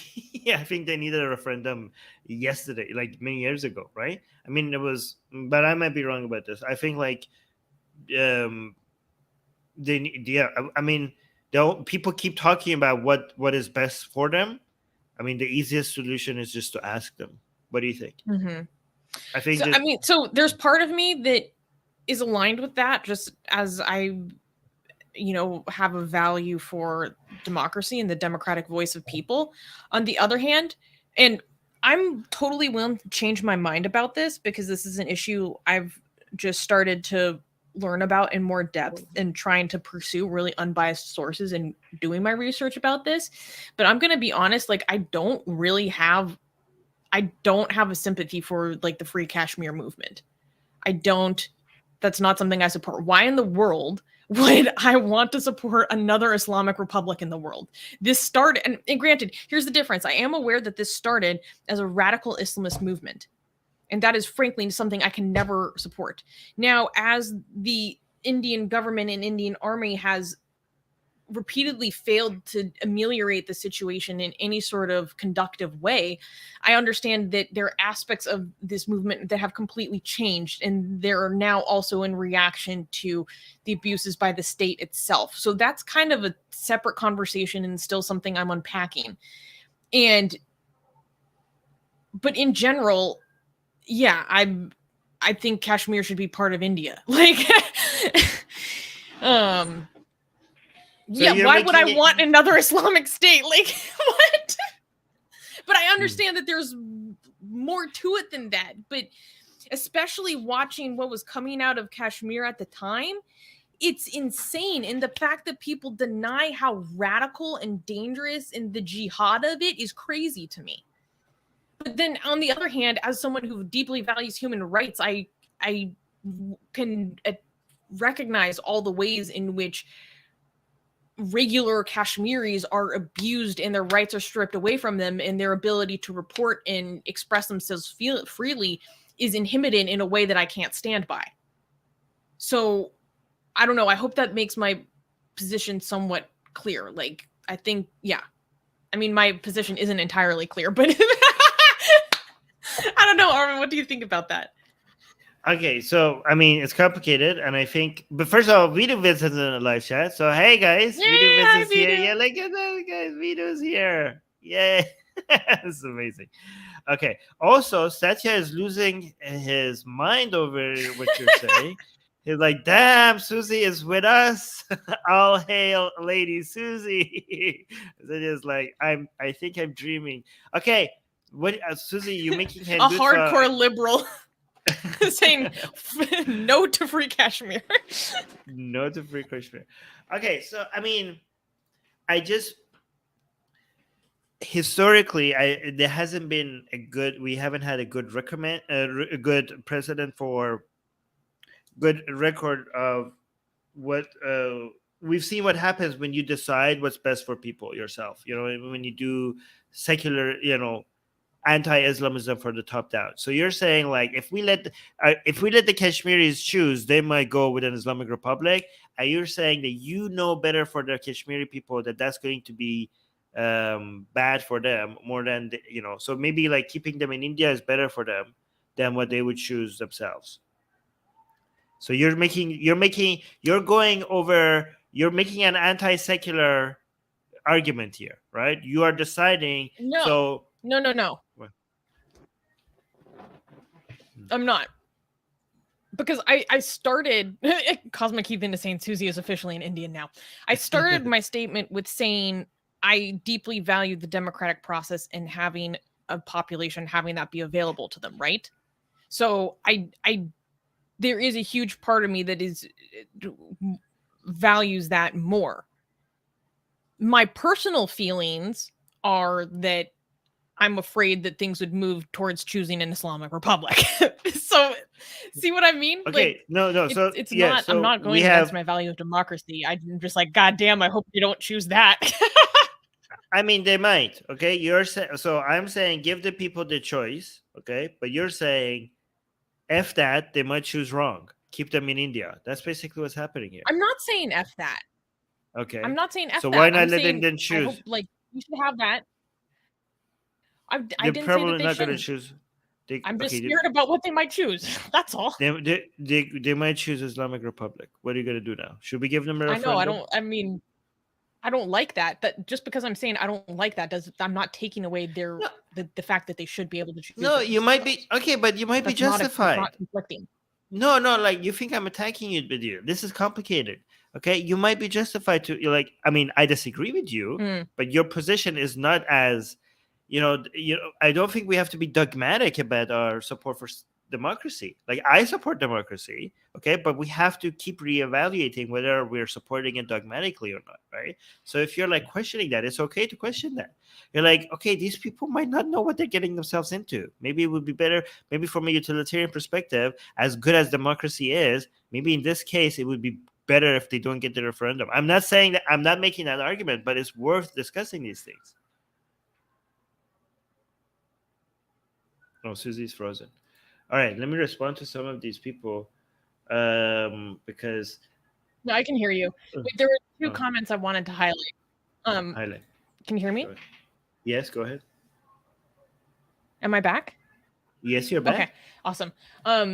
This is an important comment from Mir Jalal. He's saying, I agree with Susie. As a Kashmiri, overall, we are better off with India, given India becomes secular in practice. So saying, okay, if India lives up to its secular standard, we're better off with India. Okay, here's the thing though. You are a Kashmiri, but you are one Kashmiri.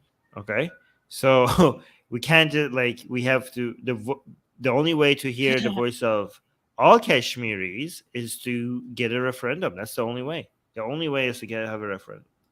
I don't understand why we shouldn't have a referendum. Like, what's the arguments against referendum? Of course, but I wanted to show that because I think you're getting cut again. Let me actually. Someone whose life is affected by this, we should actually Yeah. No, it's good that you highlighted that. But you're getting cut, Susie. So let me just read a few other comments by Oxymoron. And highlight this one. Tell me when you're back, Susie.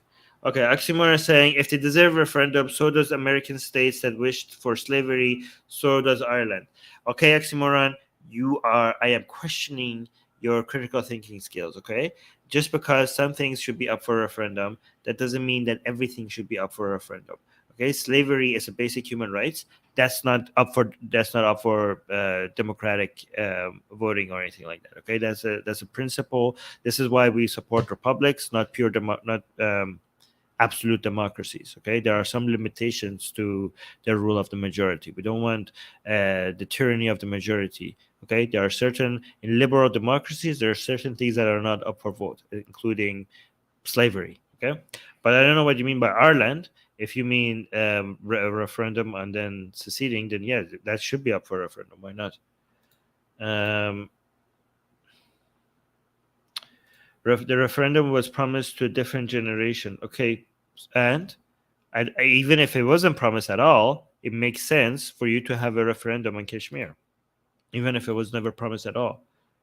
Okay, Susie's going to be back soon. Satya is saying free Texas would have been democratic but horrible. Horrible. Yeah, I mean, guys, we have precedent for this. Like, we have Canada did a referendum on Quebec leaving. UK did this with Scotland. So I don't know what you guys are. You're acting like this is like such a bizarre. Like, oh, what about them? What about uh, would it, if we did a referendum on Kashmir, what about these other countries? Like, yeah, we support it in other places as well if there is enough demand for it. James is saying, you guys deserve more views. This is the most interesting conversation I've observed in a while. Yeah, well, I hope we get Susie back because it's interesting because we have Susie. AJ is saying there's no law about Allah. And what is this? Captain Nutter saying this is like a strategy by... Oh, no, that's a different comment from before. All right, where's Susie? We need Susie back here. Let me see if...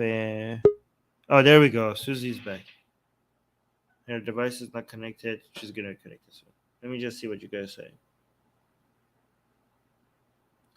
Oh, Sora is saying, look what happened to us in the UK when we had a referendum. Oh, my God. Okay, Soha, now you're supporting not having referendum. Like, yeah, true. Okay, people make the wrong decisions sometimes, like Brexit. That's very true. But what are you going to do? I'm not in favor of having referendums for everything all the time. Okay, but if there is, I mean, okay, so I'm actually against a referendum on Brexit. Okay, because it wasn't needed. Okay, you weren't stopping war so I think you weren't stopping this major cost of society. Like, there was not this major demand, there wasn't this tragedy that is happening that you were stopping. I think like a referendum on Kashmir will just end up and stopping a lot of bloodshed. So it's much more needed there than Brexit. I don't know. I have to think about it. I mean, I think that doing the cost benefit analysis on this is very complicated. But I do think like overall, if you just give people the right to self determination on average, that's a better thing.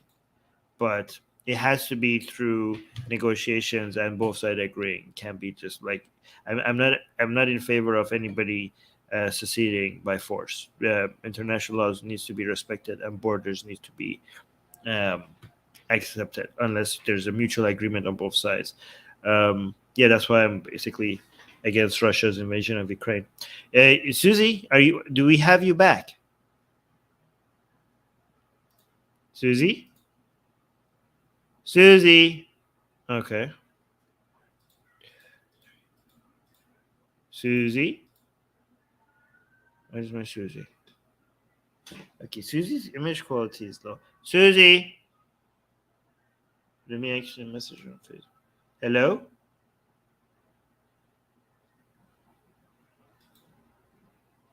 Let me message her.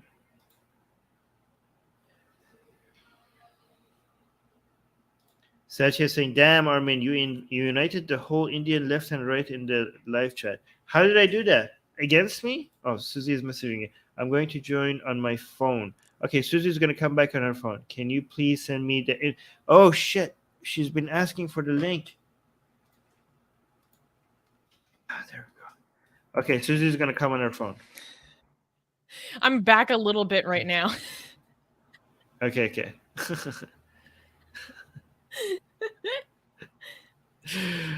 Okay, I sent you the link. Can you hear me right now? Come back.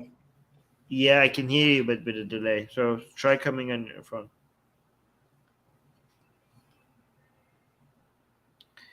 Forever Stormy saying there's already a pathway to referendum by the United Nations, but to get to that, the Pakistani army needs to withdraw first from their side of Kashmir.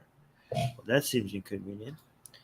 Silva is saying if Kashmir has referendum, I know a couple of states which will follow suit. Tamil Nadu being the top of that list. Me siding with Satya and oxymoron is literally making me puke.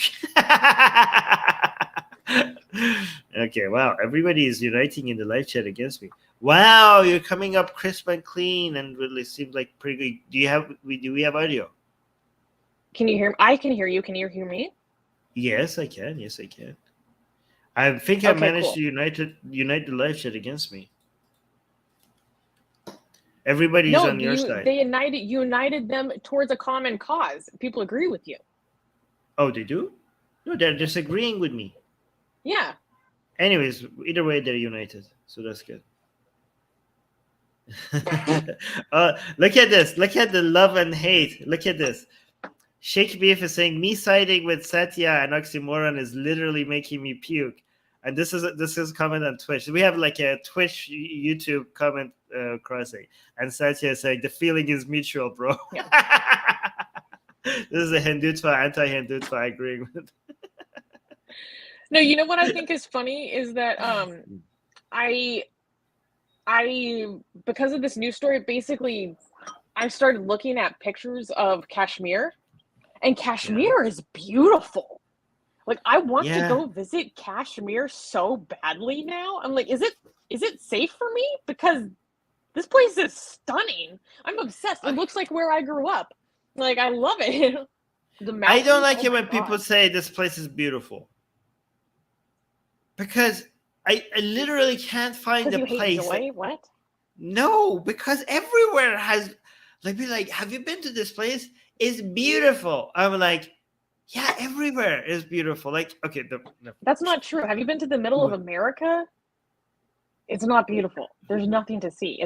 I'm pretty sure it has some beautiful scenes. I'm pretty sure some beautiful scenes. I'm sure. I hate it when people say that a place is beautiful. What? I just think it's no. I mean, I'm not anti-beauty. I'm just saying every country, every region is beautiful. I'm being positive. I'm saying everywhere is beautiful. Okay, it's kind of like, well, because you're being anti-beauty now. You just live there and you hate where you live, so you just can't see the beauty of those places. I think I've never lived in Middle America. What are you talking about? Okay, let me see Middle America. I'm a West Coast baby. What? Okay. Anyways, wait, we should move to the next news because I'm on my phone now and I'm going to be running out of battery. Okay, Middle America scenery, Google Images is beautiful. I just checked. Wrong. By definition, everywhere cannot be beautiful. I said you think everywhere a slum has in the middle beautiful. Of Liberia is beautiful? I said everywhere has beautiful scenery. I didn't say every place is beautiful. Every location, every big enough location has beautiful scenery. Just look for the location, go to Google Images, type the name of the place, and then write scenery and look at Google Images. Beautiful places will show up. Armin is just trying to take my appreciation for Kashmir away from me, and I don't appreciate it. Reader is saying, Armin, stop beauty shaming Kashmir. Exactly. I just think it's kind of like I met Iranian people. They're such amazing people. They're such loving people. No, that's a generalization of people that's unwarranted. Saying that you find a landscape beautiful in that specific region is subjective and opinion. It's not a generalization. I'm sure, yeah. Every country has good people, and every country has good sceneries. Anyways, let's move to the next news. What the strangest thing to fight with me over. You picked the fight. I was just making a comment. Oh, I picked the fight. Okay. I can't. All right. Kashmir is beautiful, okay? So is everywhere else. Can we clap for the next Tell me if it's safe enough for me to visit. I want to go. No, it's not. What are you talking about? For you? Oh. A girl can dream. There are enough other beautiful places. All right, can we clap for the next news? Unfortunately, I don't think we should. Okay. All right, next news. Next news. Atheist sisters fleeing Saudi Arabia found dead in Australia. On June 7th, two Saudi national women were found dead in their apartment in Canterbury, New South Wales, Australia. The cause of death remains a mystery, as authorities found no signs of forced entry or foul play. The bodies were in an advanced state of decay, as the pair had likely died a month before the bodies were found, prompting the authorities to declare an inconclusive cause of death. According to The Australian, sisters Ashra Abdul Al-Sali, 24, and Amal Abdullah Al-Sali, 23, were denied a protection visa due to their sexuality and religious beliefs. The siblings claimed they were persecuted in Saudi Arabia, as one was a lesbian and the other was an atheist, and allegedly one of them was also escaping a forced marriage. The investigation revealed the siblings arrived legally in Australia on a valid visa and applied for a subclass 866 protection visa. According to some reports, both applications were declined due to insufficient evidence. The local police have stated that their family back in Saudi Arabia is cooperating with the investigation and are not considered suspects at this time. So before we dive into this, I just want to cover a few things. I have seen conflicting reports on a few details of this case, and so we just have to talk about that for transparency. I have seen some reports saying that both of them were atheists, some saying just one was an atheist. I've seen some reports saying that their asylum case was denied because they were saying we need to seek asylum because we're atheists and one of us is a lesbian. And some reports are saying that they didn't receive asylum based on those claims. And then other sources are saying actually their claim was still being processed. So I'm not precisely sure which is true because, of course, when I was looking for more information, it was behind a freaking paywall. Anyways, and so there's some conflicting information there. And then I've seen some reports saying that they thought that they were being followed by a private investigator. Some say that there was maybe a forced marriage that was involved. There's a lot that isn't clear. But because of this issue, I actually literally just got a text from Zara K sending me a link talking about now the whole issue of ex-Muslims and atheists is getting more attention in Australia because of this case. And wait, what does this comment from AGA say? It said their mother had come to visit them once and the family has directed police to deal with the Saudi consulate for anything further. Interesting. And I think this is really important to talk about because when I was looking for coverage of this in the media, the fact that they were atheists was basically barely mentioned at all. Essentially not mentioned. It was like one line, like one was an atheist. The lion's share of the news, all of the news only covers the fact that they had an LGBT identification and that's the cause for their asylum claim. And this really frustrates me because we need more people to be aware of how severe things are for atheists in Saudi Arabia. So this was one of the reasons why I wanted to cover this story was because the atheist angle of this needs to be named. Well, good job. Thank you for doing that. This is yeah, it's important. Yeah. Once again, reminder that atheists, nobody gives a crap about atheists apparently. And also, there was in the live chat, AGA is also confirming that Australia doesn't recognize apostasy as a valid reason for asylum. Well, maybe after this they should. No? Yeah, hopefully. Hopefully this causes some pressure. Well, I mean, it doesn't seem like it's causing any pressure given that nobody talks about their atheism. They're only talking about the LGBT status. By the way, we're not like dissing the importance of, like, I hope people understand that we're not saying atheism is more important, like you being oh my god, of course not. Like, we're not saying like, oh, being LGBT doesn't matter, and that's not you're not gonna get a lot of crap for that. Like, obviously you will, okay? So like, we're not like, oh, atheist matters more than LGBT. We're not doing that. We're just saying like atheism should also get some attention here. Yeah. But like, is there any way we can? Is there anything we could do to like pressure the Australian government to take this more seriously as a case for asylum? Well, AGA is saying, oh wait, I can't select things on my phone. AGA is saying we're working on a campaign to change this. Hey, AGA, if you want me to get in touch about boosting that and how we can work together, please let me know because, yeah, we'd really like We should to. cover that in the news, maybe. Exactly. And it's also unfortunate that Australia is one of the worst places in the world. Okay, maybe that's an exaggeration. Australia is really bad at handling asylum cases in general.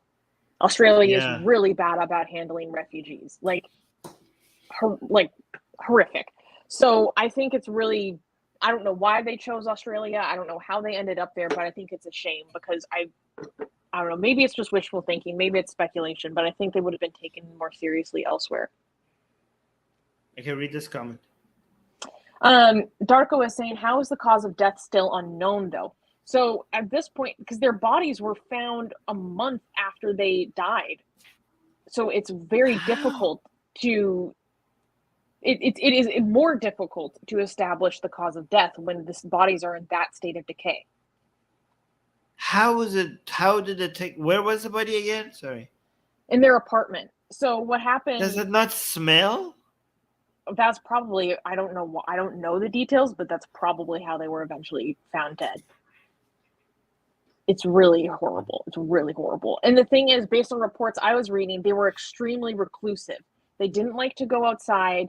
They had clearly been in Sydney for a while, but hadn't experienced Sydney based on someone who met them at a girls only queer event.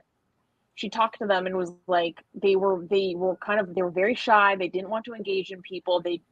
She was asking them information about themselves, their background. They really didn't give out information. They were only short answers. And so she got the sense that they had been here, but not gotten out of the house that much. So they were very isolated. And probably because they were isolated, that contributed to not being identified for so long because less people at least knew to look for them, you know?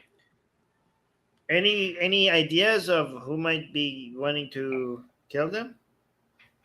I cannot responsibly put forth any speculations at this point. Based on all the reporting I was reading, there wasn't anything that I could really bring forward. There were some reports that they thought that they were being followed by a private investigator. Who was involved with that? I have no idea. But there's something very insidious that happened, certainly. Forever Stormy is saying, unfortunately, it's impossible to prove you are an atheist unless you have some electronic evidence like chats or you're famous. It is difficult, and the part of the problem is that I think it's based on things and campaigns and experiences I've had working on in the past. Frankly, atheists have an undue burden of evidence when it comes to proving their apostasy, versus if you're a Christian, they just say, "Oh yeah, you're a Christian in a Muslim country, you're going to be persecuted," blah blah blah. But like the government of Canada, for example, seems to think that if you are a person that's just trying to get asylum in Canada, that you'll just go say willy-nilly, "Oh, I'm an atheist, blah blah blah," just to get asylum. But that's not true, because everyone knows how seriously that is taken within Islam. So people's willingness to just be like, "Oh yeah, I'm an atheist," like as just a way to get asylum is, I think that's inaccurate. What's more likely is for ex-Muslim atheists to pretend to be Christian for the sake of getting asylum, or pretend to be gay for the sake of getting asylum. I'm familiar with instances like this because they know that is more likely to get their claim recognized than being an atheist. Atheists have an unfair burden of proving their atheism in comparison to other religious or persecuted groups. And in terms of proving it, it really helps to get in touch with atheist organizations who can write recommendation letters for you. Get familiar with your case, write recommendation letters for you. This is something I have experience with, because basically that has to serve as your proof that you're an atheist, is you have to get people in atheist organizations usually to vouch for you, or people from your community to say, "I know that he renounced Islam," etc., etc. Forever Stormy is saying, Saudi families are known to kidnap their girls from other countries. Maybe that angle needs to be checked if these girls were so scared to step out. I think it does. Yeah, there's a lot that needs to be investigated, definitely.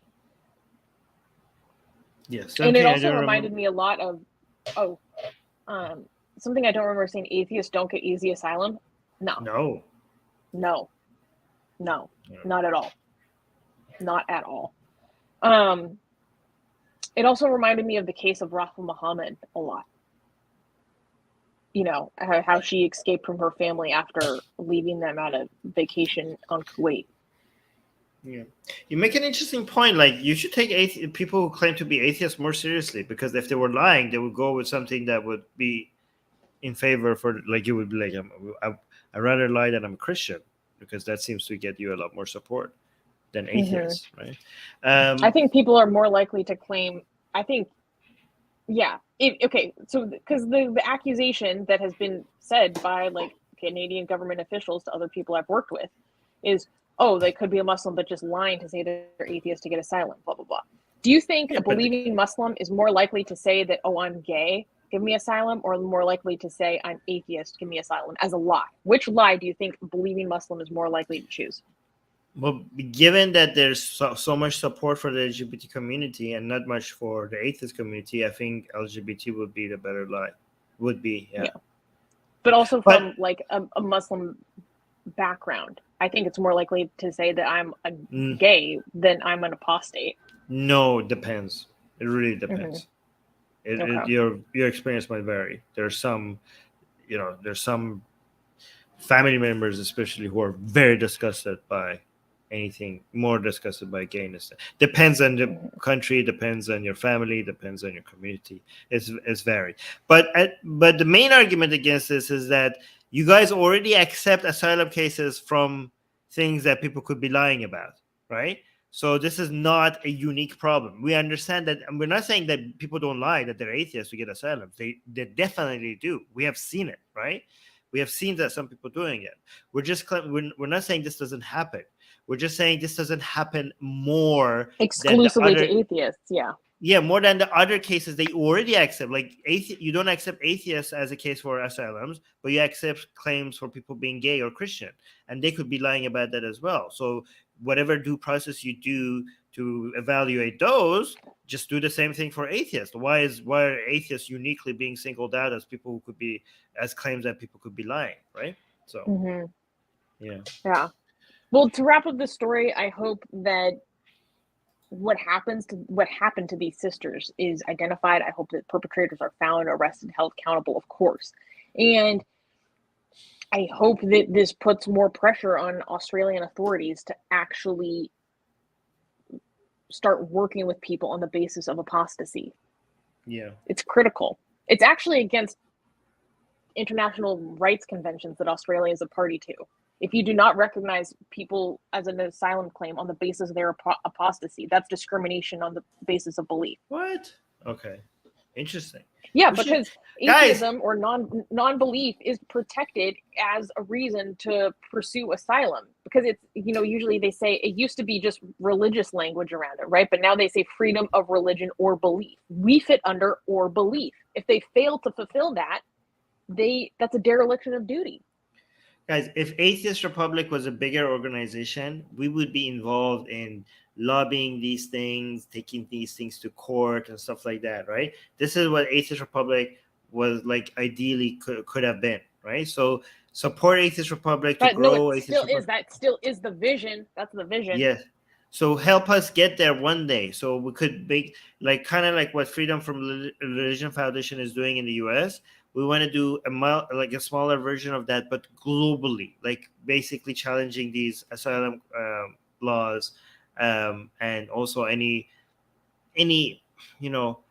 laws in India, laws in any country, like in Malaysia and Indonesia. We want to be there. We want to get our local Atheist Republic consulates to get connected to human rights activists and lawyers, and start, find a case that needs our attention, somebody being in jail for apostasy and stuff, and then start leading fundraisers for the lawyers, and basically do one case at a time, and either do lobbying or sue the government or find somebody who's being harmed and or imprisoned or hunted down or targeted in any way, and find lawyers to protect them.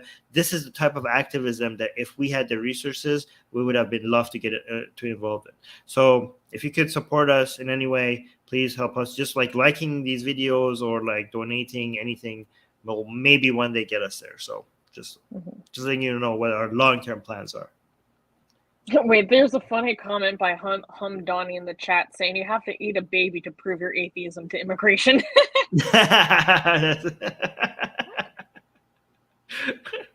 Well, I mean, if you want to make it less, if you want to do a less harmful version of that, just put a baby in front of them and see, and then see if they want to eat it. Like, does the mouth water? Is there salivation? Yeah, just you don't actually have to feed them the baby. Just check their reaction. Yeah.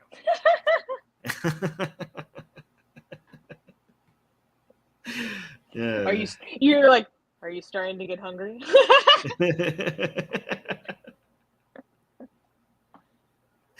Okay. Wait. Yeah. I saw. Yeah, you can contact Atheist Republic on atheistrepublic.com if you guys need to contact us. There's a contact page there. All right, can we clap for the next news? We don't like this, but it's like no one died, so we can clap. No one died. Next news. Kindergartner kicked out of Christian school because parents are lesbians. Recently, parents Emily and Jenny Parker were told by the Bible Baptist Academy in DeQuincy, Louisiana, that their child Zoe would be barred from attending kindergarten at the school because of their same-sex relationship. On August 3rd, I have the hiccups. On August 3rd, Zoe was officially adopted by her aunts after her father was killed in a workplace accident. Then, just 2 days before the start of the school year, the Parkers were informed that little Zoe, who had already attended the same school for pre-kindergarten classes the year before, would not be allowed to continue her education at the institution because of their lifestyle choices. The school's director and the pastor said the relationship is not in line with the school's religious teachings about marriage. Upon the school's decision, Emily said she felt insulted and embarrassed. She added, "We've never been confronted so bluntly about our relationship." In a statement on the school's website, Bible Baptist Academy explained that they are, quote, committed to instructing and living in accordance to the teachings of the scripture, and that this does not mean that they hold hate or malice towards the couple. The couple, who themselves are Christian, said that this incident was a blessing in disguise and that they are thankful that the Bible Baptist Academy, quote, will not mold my tiny human's brain to be anything like you. So this freaking school, this child is essentially an orphan. She was adopted within less than 2 weeks before the school year. 2 days before the school year starts, they're like, yeah, we can't have you here. Because your adopted parents who adopted you from being a freaking orphan are gay. She was a student at the school the year before. So it was fine when her dad was alive and all this stuff. But now, based on her circumstance, now she can't attend. It's ludicrous. I don't understand. Can you believe that? I don't understand their logic behind this. Wouldn't you want to, even from a Christian perspective, wouldn't this kid need more saving than other kids? Oh no, she's been taken by this, degenerate family. Let's make sure that we challenge their LGBT lifestyle with giving her a good dose of Christian values when she's with us. Wouldn't that be if you were a homophobic Christian, wouldn't that be the logical, why she's damned, so let her be damned even extra? That's what you would think. It doesn't make any sense to me. And also, I actually had this weird emotional reaction where I got offended, as a Christian.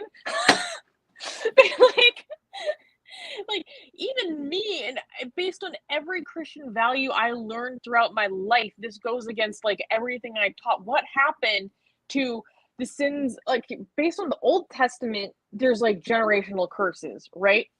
Based on the New Testament, like, the sins of the father are not the sins of the son. Why would you be holding this child accountable for? Because they never said anything about the sins of the mother. Wait, actually, Christianity teaches you that it is the sins of the son. It's Adam's apple and everything. Well, that's the basis of original sin, right? Yeah. But then there's also many, many other teachings that are contrary to that. And that's what I was imbued throughout my lifetime. It's insane to me.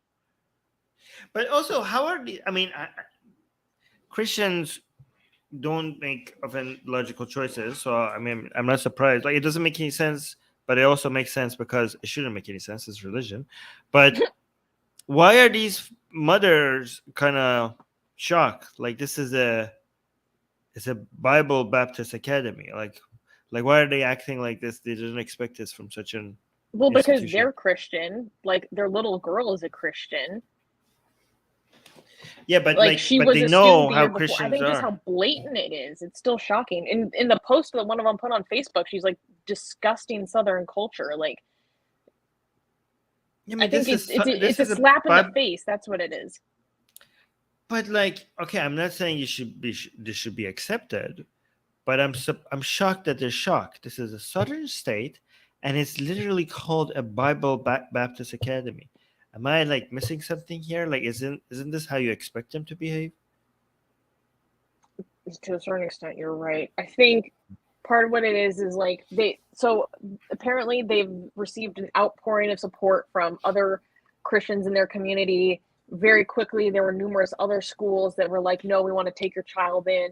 And so she's going to be attending a different Christian school that's actually closer to them. So that's another benefit to them. But it's still ludicrous to me. It's absolutely ludicrous. Like, okay, like I was saying, like, as a Christian, wouldn't you be like, this is against what we teach? Like, this seems against Christianity in so many different levels. Like, Ezekiel 18:20, the soul who sins shall die. The soul who shall not suffer for the iniquity of the father, nor the father suffer for the iniquity of the son. The righteousness of the righteous shall be upon him. The wickedness of the wicked shall be upon himself. It's clearly like, you are responsible for your own sins. You're not responsible for the sins of who you descended from. Yeah. It's a very good point, Susie. I want to like figure out like what is the thinking process. Like, I'm very curious about the thinking process behind this. Like, they looked at this child, and they're like, yeah, we're not gonna help you because of these two people. Like, how does that follow? Like, how does the brain operate that comes with this girl who was a part of our community? Yeah. Who went to our school before. So now we're not going to let, and not only did she lose her father, she lost her mother. Now she's losing the friends that she's known her whole life. It makes no sense. Like, I want to know, like, I'm pretty sure they didn't get it out of nowhere. Like, are they just like, ew, gross? We don't want to, like, what? I don't know. Do you want me to read the statement on their website? Yes, please. Okay, so regarding the recent events at Baptist Bible Academy, at BBA, we are committed to instructing and living in accordance with the teachings of Scripture. We believe that the Bible teaches that every life has value and that there is dignity in all of us because we are created in the image of God. The Bible also teaches us to love everyone with the love of God despite their personal choices. Oh yeah, you're really exhibiting that. Oh my God. We strive to teach this. There's no love like Christian hate. It's so passive aggressive. Go. We encourage them to show love and compassion to everyone. As a Baptist Bible Academy, we are also committed to provide an environment that is consistent with the beliefs we hold. We want our students to not only know our beliefs, but we want them to see them as well. Oh my gosh, this is your demonstration of your beliefs? We cast out a frickin' orphan girl? Nice. Regarding personal relationships, we hold that those relationships, whether in dating or in marriage, it should be between a man and a woman. We live in a wonderful country. We have been granted the freedom to worship as we see fit. As a Christian institution, we are protected by federal laws that give us the opportunity to teach and practice our beliefs. This is so disgusting. We feel deeply that our first obligation is to God and being faithful to Him. There are times where our commitment to upholding our Christian values will not align with the values of other people. This should not be interpreted that we have any hatred or malice towards them. We are just as committed to loving all people as we are to holding to Bible principles that people might not agree with or might not understand. BBA is committed to academic excellence with rich scriptural instruction. Oh my gosh, it just makes me so upset. No, so let's dissect this. Your beliefs, even as dumb as they are, okay, and as homophobic as they are, I think you don't even understand your own beliefs. Your beliefs are that a woman should not marry or have sexual relationship with another woman, okay? That's what your beliefs are. Your beliefs are not we should be kicking out their adopted orphan daughter out of her kindergarten. Okay? One does not follow the other one. That is not part of your belief system. That is not part of your belief system. Where do you get you are able to, at the same time, even though I don't support it, not recognize this marriage and be against it and call it a sin, while at the same time accepting an orphan child in your kindergarten. These two things don't contradict each other, even though one of them is evil. You don't have to go full evil. You could go half evil. You could just be like, we're just homophobic and we hate these two parents. Okay, go half evil. You don't have to. You don't have to commit to it. What? I went to an extremely Catholic institution, right? And in my classes, I had classmates who had lesbian mothers. And yeah, when we had little portraits of the wall of people's families that we would draw, and there were two moms in someone's drawing, and we were all like, what the hell is this? Why do you have two moms? What? Like, there was that culture. But as an institution, the school was like, yeah, you can have your kids here. We don't care. And this is like Jesuit ass education. Yeah. So it's also blowing my mind from that angle. Like, what? And this is back in the early 2000s when we weren't nearly as accepting. Like, it was way more normal as a culture to be homophobic in total throughout the nation. Crazy to me. Anything you want to highlight from the live chat before we move on? No. Oh, and so Dia's pointing out that there are conflicting Bible verses in terms of if the son is guilty of the father's sins, etc., etc. So yes, it is very conflicting, of course. But here's the thing: like, as someone who, it depends on what kind of Christian you are, but basically the whole idea is that the New Testament is supposed to take away those old laws and replace them with more humanistic laws, essentially. And so the worst of the laws that say that you are responsible for what your father did or whatever, those are supposedly supposed to be wiped away. It depends on how you look at things theologically. So anyway, we got a new member. Whale Lord just became a YouTube member. Why, thank you, Whale Lord. All hail the Whale Lord. Tell the other whales. Also, Mir Jalal is saying that it's safe for you to go to Kashmir, which I don't believe him. But he wants you to go there and he will host you. One day. But don't go. One day. No, don't go. No, not good. Inshallah. Yeah. I want to go to Kashmir and I want to go to Kerala. I want to go to Tamil Nadu. Oh, wow. Really badly. I don't think it will ever be safe for me. Anyways, can we clap for the next news? Yes. Next news. Why is the Nicaraguan government cracking down on the Catholic Church? For months, the Catholic Church has been facing increasing repression from the Nicaraguan government, prompting concern from the Vatican and regional international bodies governing the Americas. On August 1st, the police arrived at the Divine Mercy Parish in the Diocese of Matagalpa, Nicaragua, to shut down one of the radio stations operated by the Catholic Church. In total, 7 Catholic radio stations were quickly shuttered. According to Nicaragua's Regulatory Board for Telecommunication, the radio stations operated by the Catholic Church have had no valid operating license since 2003. Religious processions have also been banned, citing security concerns, and 18 nuns from Mother Teresa's Missionaries of Charity order were also expelled from the country. Numerous priests have also been arrested or essentially put under siege within their own homes by national security forces. Bishop Alvarez, one of the most vocal critics of Nicaraguan President Daniel Ortega, believes that these attacks are happening due to the Catholic Church being instrumental during the 2018 protests that rocked the nation. During that period, the church sheltered student demonstrators and allowed them to collect food and money under its roof. More than 355 people were killed, and 2,000 were hurt during these massive protests against Social Security reform supported by the Catholic Church and business groups. Ortega's response was to label Catholic leaders, including bishops, as terrorists. Since 2018, nothing has been the same, with opponents to the government being arrested and detained until finally, only the Catholic Church remained in opposition. The prominent leaders, Cardinal Leopoldo Brenes and Bishop Silvio Baez, have lambasted President Daniel Ortega for the violent crackdown. So I wanted to talk about this because this is a story that has been on my radar for a few months. But like I said, with some of these news, I like to watch it kind of evolve, and then I come present it to you guys once there's more that's out and I have more understanding. So I thought that this was really important because, like I said, this has been going on for a long time, and it seems like, it kind of kicked off in 2018, and then recently, within the past few months and even the beginning of August, things have accelerated greatly.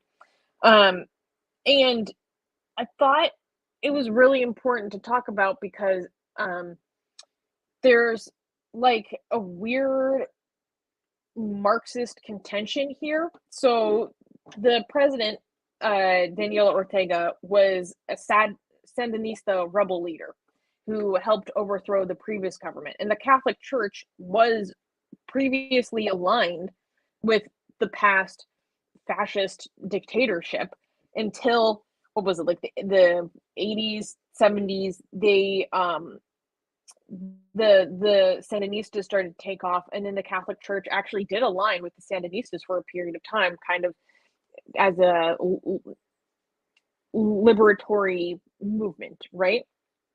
And theoretically, like, they've been kind of having good terms with the Ortega's government for some time. Like, they were supposed to have a mediating role and kind of work as middlemen between student opposition and the government itself. And ultimately, that entire effort failed.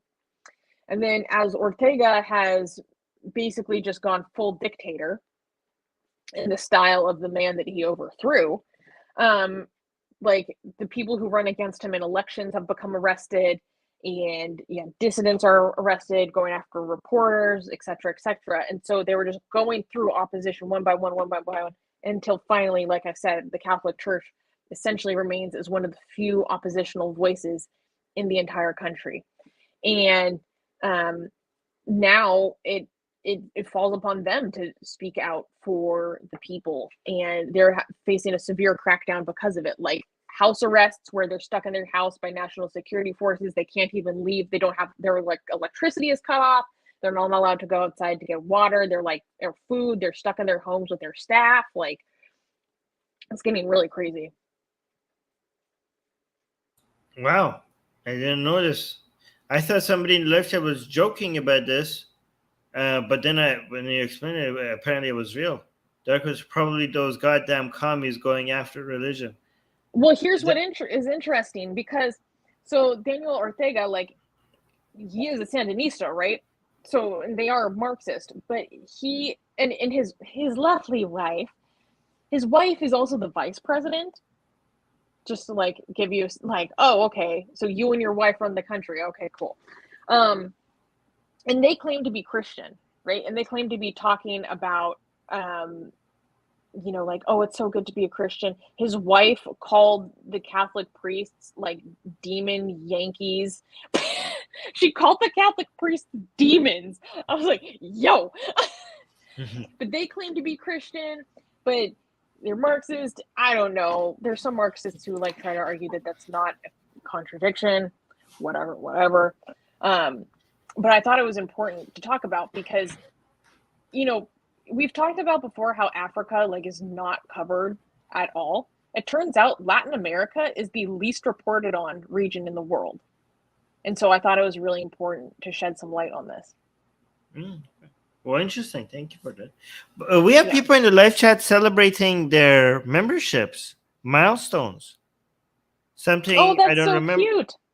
The username something I don't remember. Just is celebrating 4 months worth of 4 months of membership, and Vishwa Kumar 3 months of membership. I didn't know you could celebrate your milestones in the live chat like that.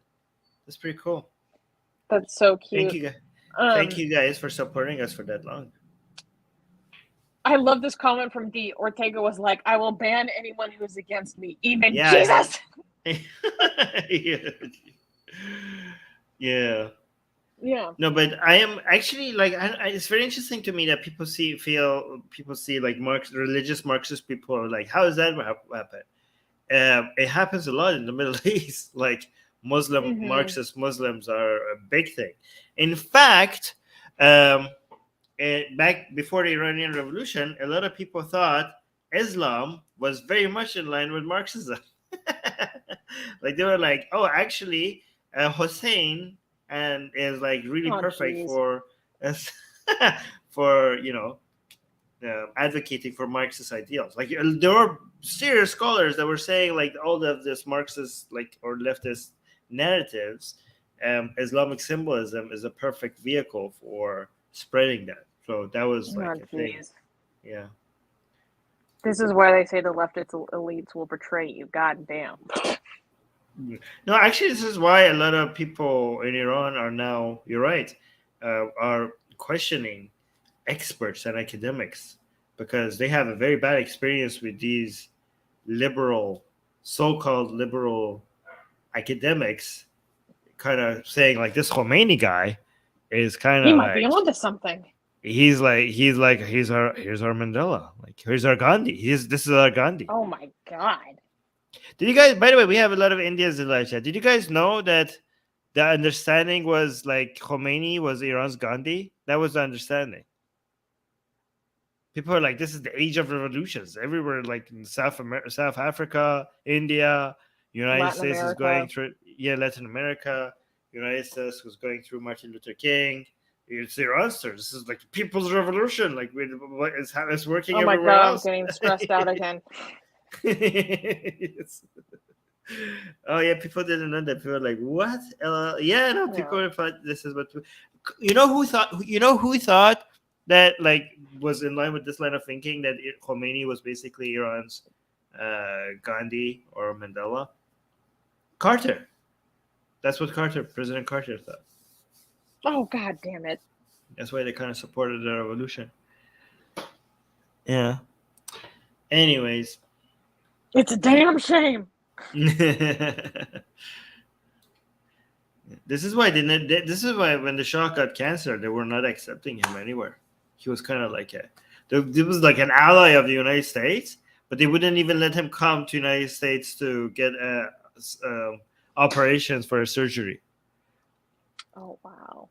Because they thought it might anger the mullahs. They were like, we don't want to anger the mullahs. We might actually have a relationship with them. But then the whole embassy thing ruined that.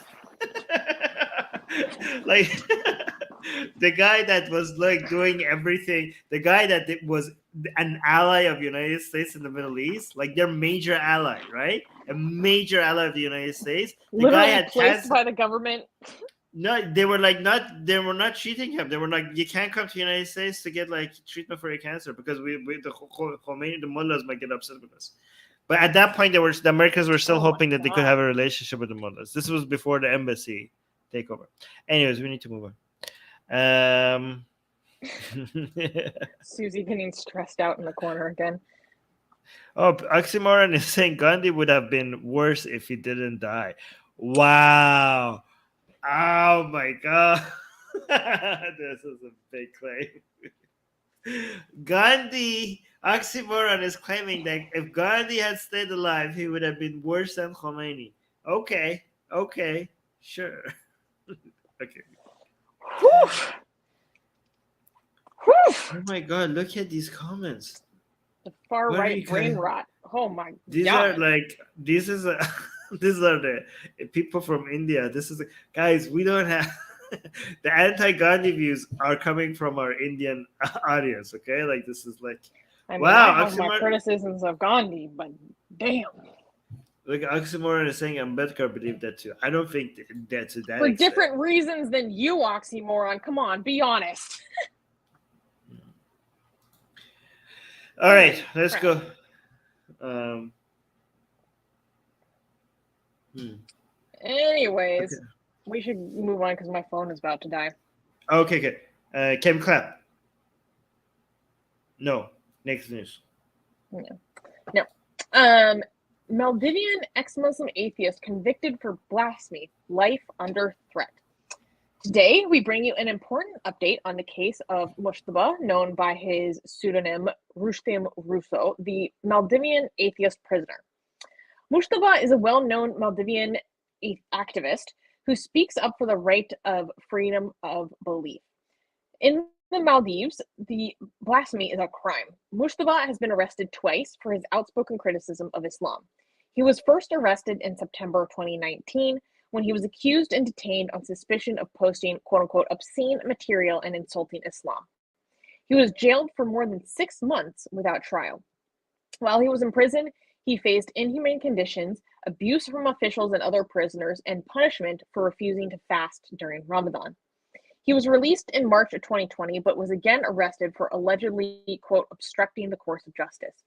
Mushtaba faced a court hearing held on August 10th, where he was forced to represent himself, and he pled guilty to the charges. He was sentenced to a 4-month prison term, but since he had already served more than that in detention, he was set free. Since his release, Mushtaba has received numerous death threats and faced legitimate threats of vigilante mob violence, as his photo has been circulated in the media. Human rights organizations such as Humanist International are extremely concerned about Mushtaba's safety and call on the Maldivian authorities to protect the atheist. So I wanted to cover this news because we talked about what was happening to Rushdie earlier in June or July, and I knew that he was going to be having his hearing, but like we needed to wait a little while to see what the results of the hearing were. And so now we know. So as a little bit of background, the timeline of his arrests and unlawful detention is a little bit confusing to me. But the most recent update is that all of a sudden the court gave him 1 week to find representation for himself. And no one wanted to represent him because of his charges and also the nature of his case and how dangerous it likely is to represent someone like that in the Maldives. So he was forced to represent himself, and because he was trying to find representation, he actually missed numerous hearings. Eventually, during this hearing on the 10th, he finally just had to represent himself. He ended up pleading guilty to the charges. You know, they're ridiculous charges to begin with, obviously, like blasphemy is not a crime.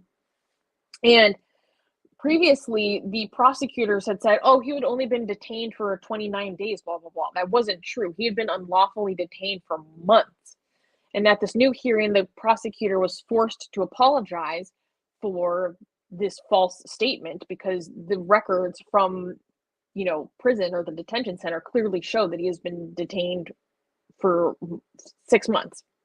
And basically, because he pled guilty to the charges, he had to be sentenced. He was facing a 4-month sentence, but because he had already been detained for over 6 months, they said, you can actually just go free now because you already served that time in detention and we can prove it. So the good news is that he's out of detention, he's free, but the bad news is his life is still very much in danger. All right, thank you so much for keeping us updated on this. Dee has a very interesting, she's like very much in contact with this person. Okay. You wanna Yeah, read Dia this one? saying I spoke to him through Messenger last week. He is very thankful to the NGOs. He's still getting death threats working on possible asylum. Yes, I hope he's successful in that case. Also, we got a super chat specifically for you. $5 Canadian in the live chat. Oh, wait, what does the super chat say? I highlighted it. Buy a phone From- charger for Susie. Well, thank you, Prometheus. I do actually have a phone charger. I just can't plug it in because it'll mess up how I can sit my phone right here. It's I an can iPhone. I can That's the try problem. joining again on StreamYard. Hopefully, I have better connection now. Okay. But thank you, Prometheus, for the Yes, for thank the you so super. much. Thank you for the super chat and for the fire. Thank you for giving us light. Yeah. I like that. All right. Should we clap for the next news? Yeah, I want to try joining on StreamYard for just a quick second on my computer. So I'm going to Let's pull myself wait down for for one Susie to moment. get on. People are fighting on the live chat over Ambedkar versus Gandhi. We started a whole debate. Okay, we have double Susie. Oh yeah, that's better. Say something. We don't have your audio. Why is she saying 1 second? She's frustrated. She can't figure out how to. She doesn't understand what's wrong with the audio. Why can't they hear me? I have selected all the correct mics, so why can't they hear me? Everything should be working. Say something? Nope, we can't hear you.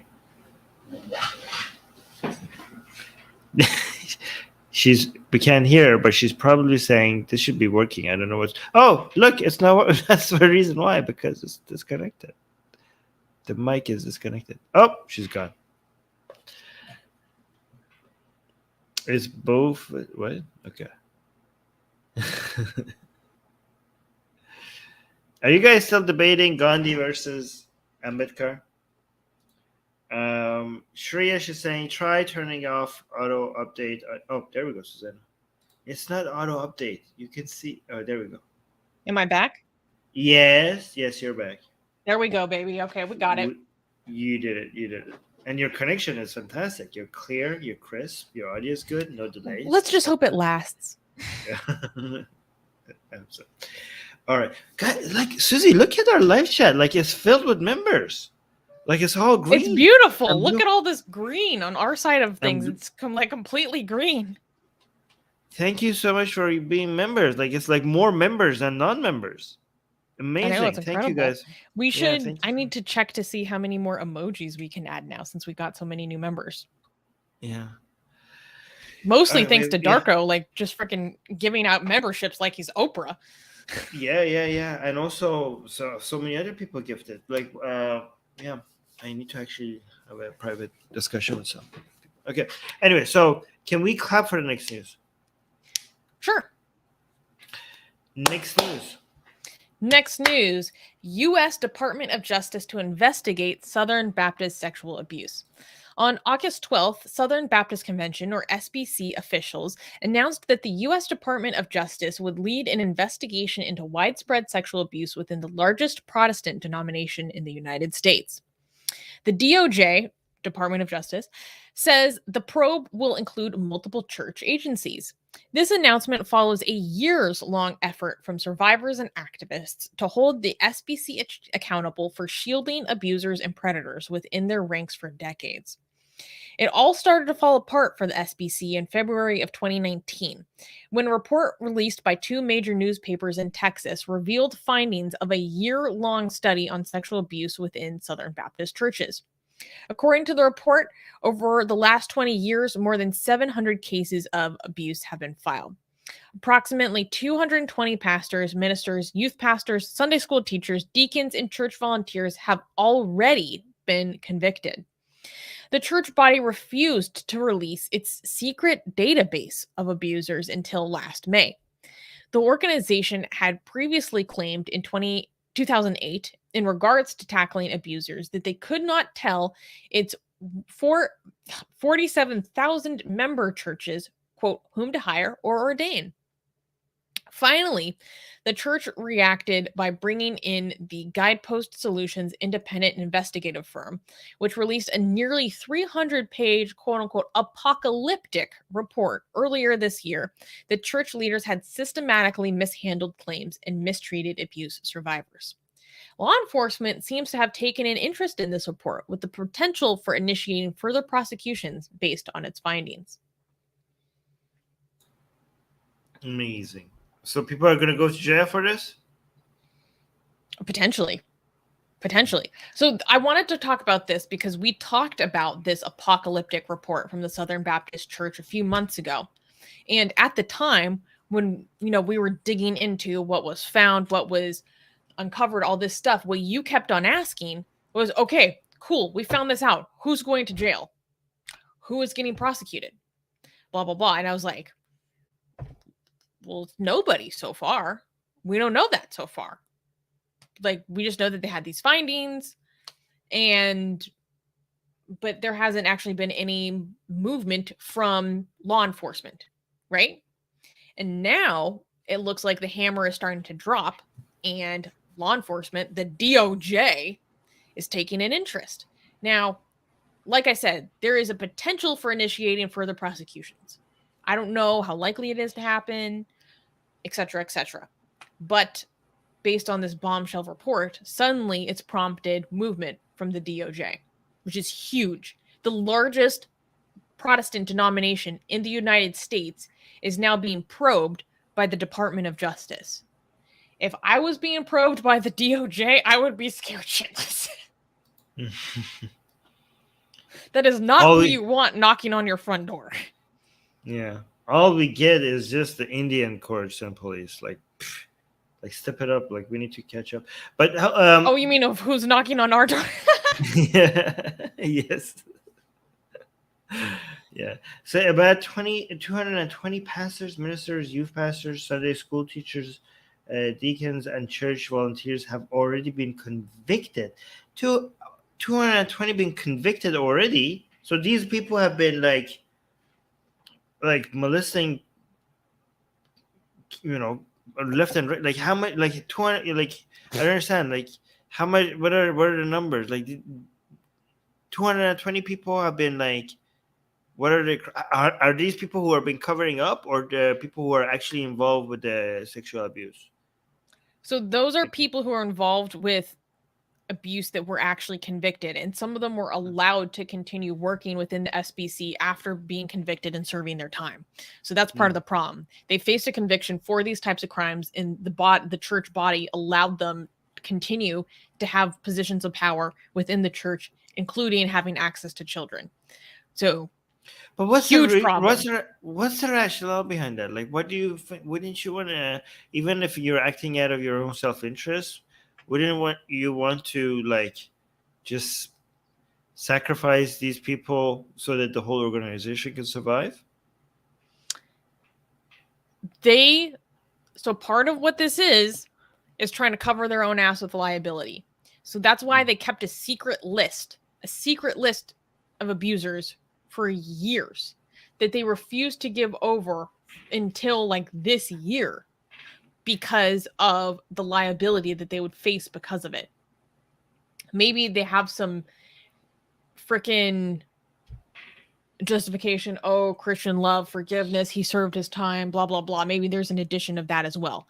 But within the original report, this original apocalyptic report from the independent investigation, a lot of that focused on how the SBC was explicitly self-interested in its own liability, and that dictated a lot of their actions.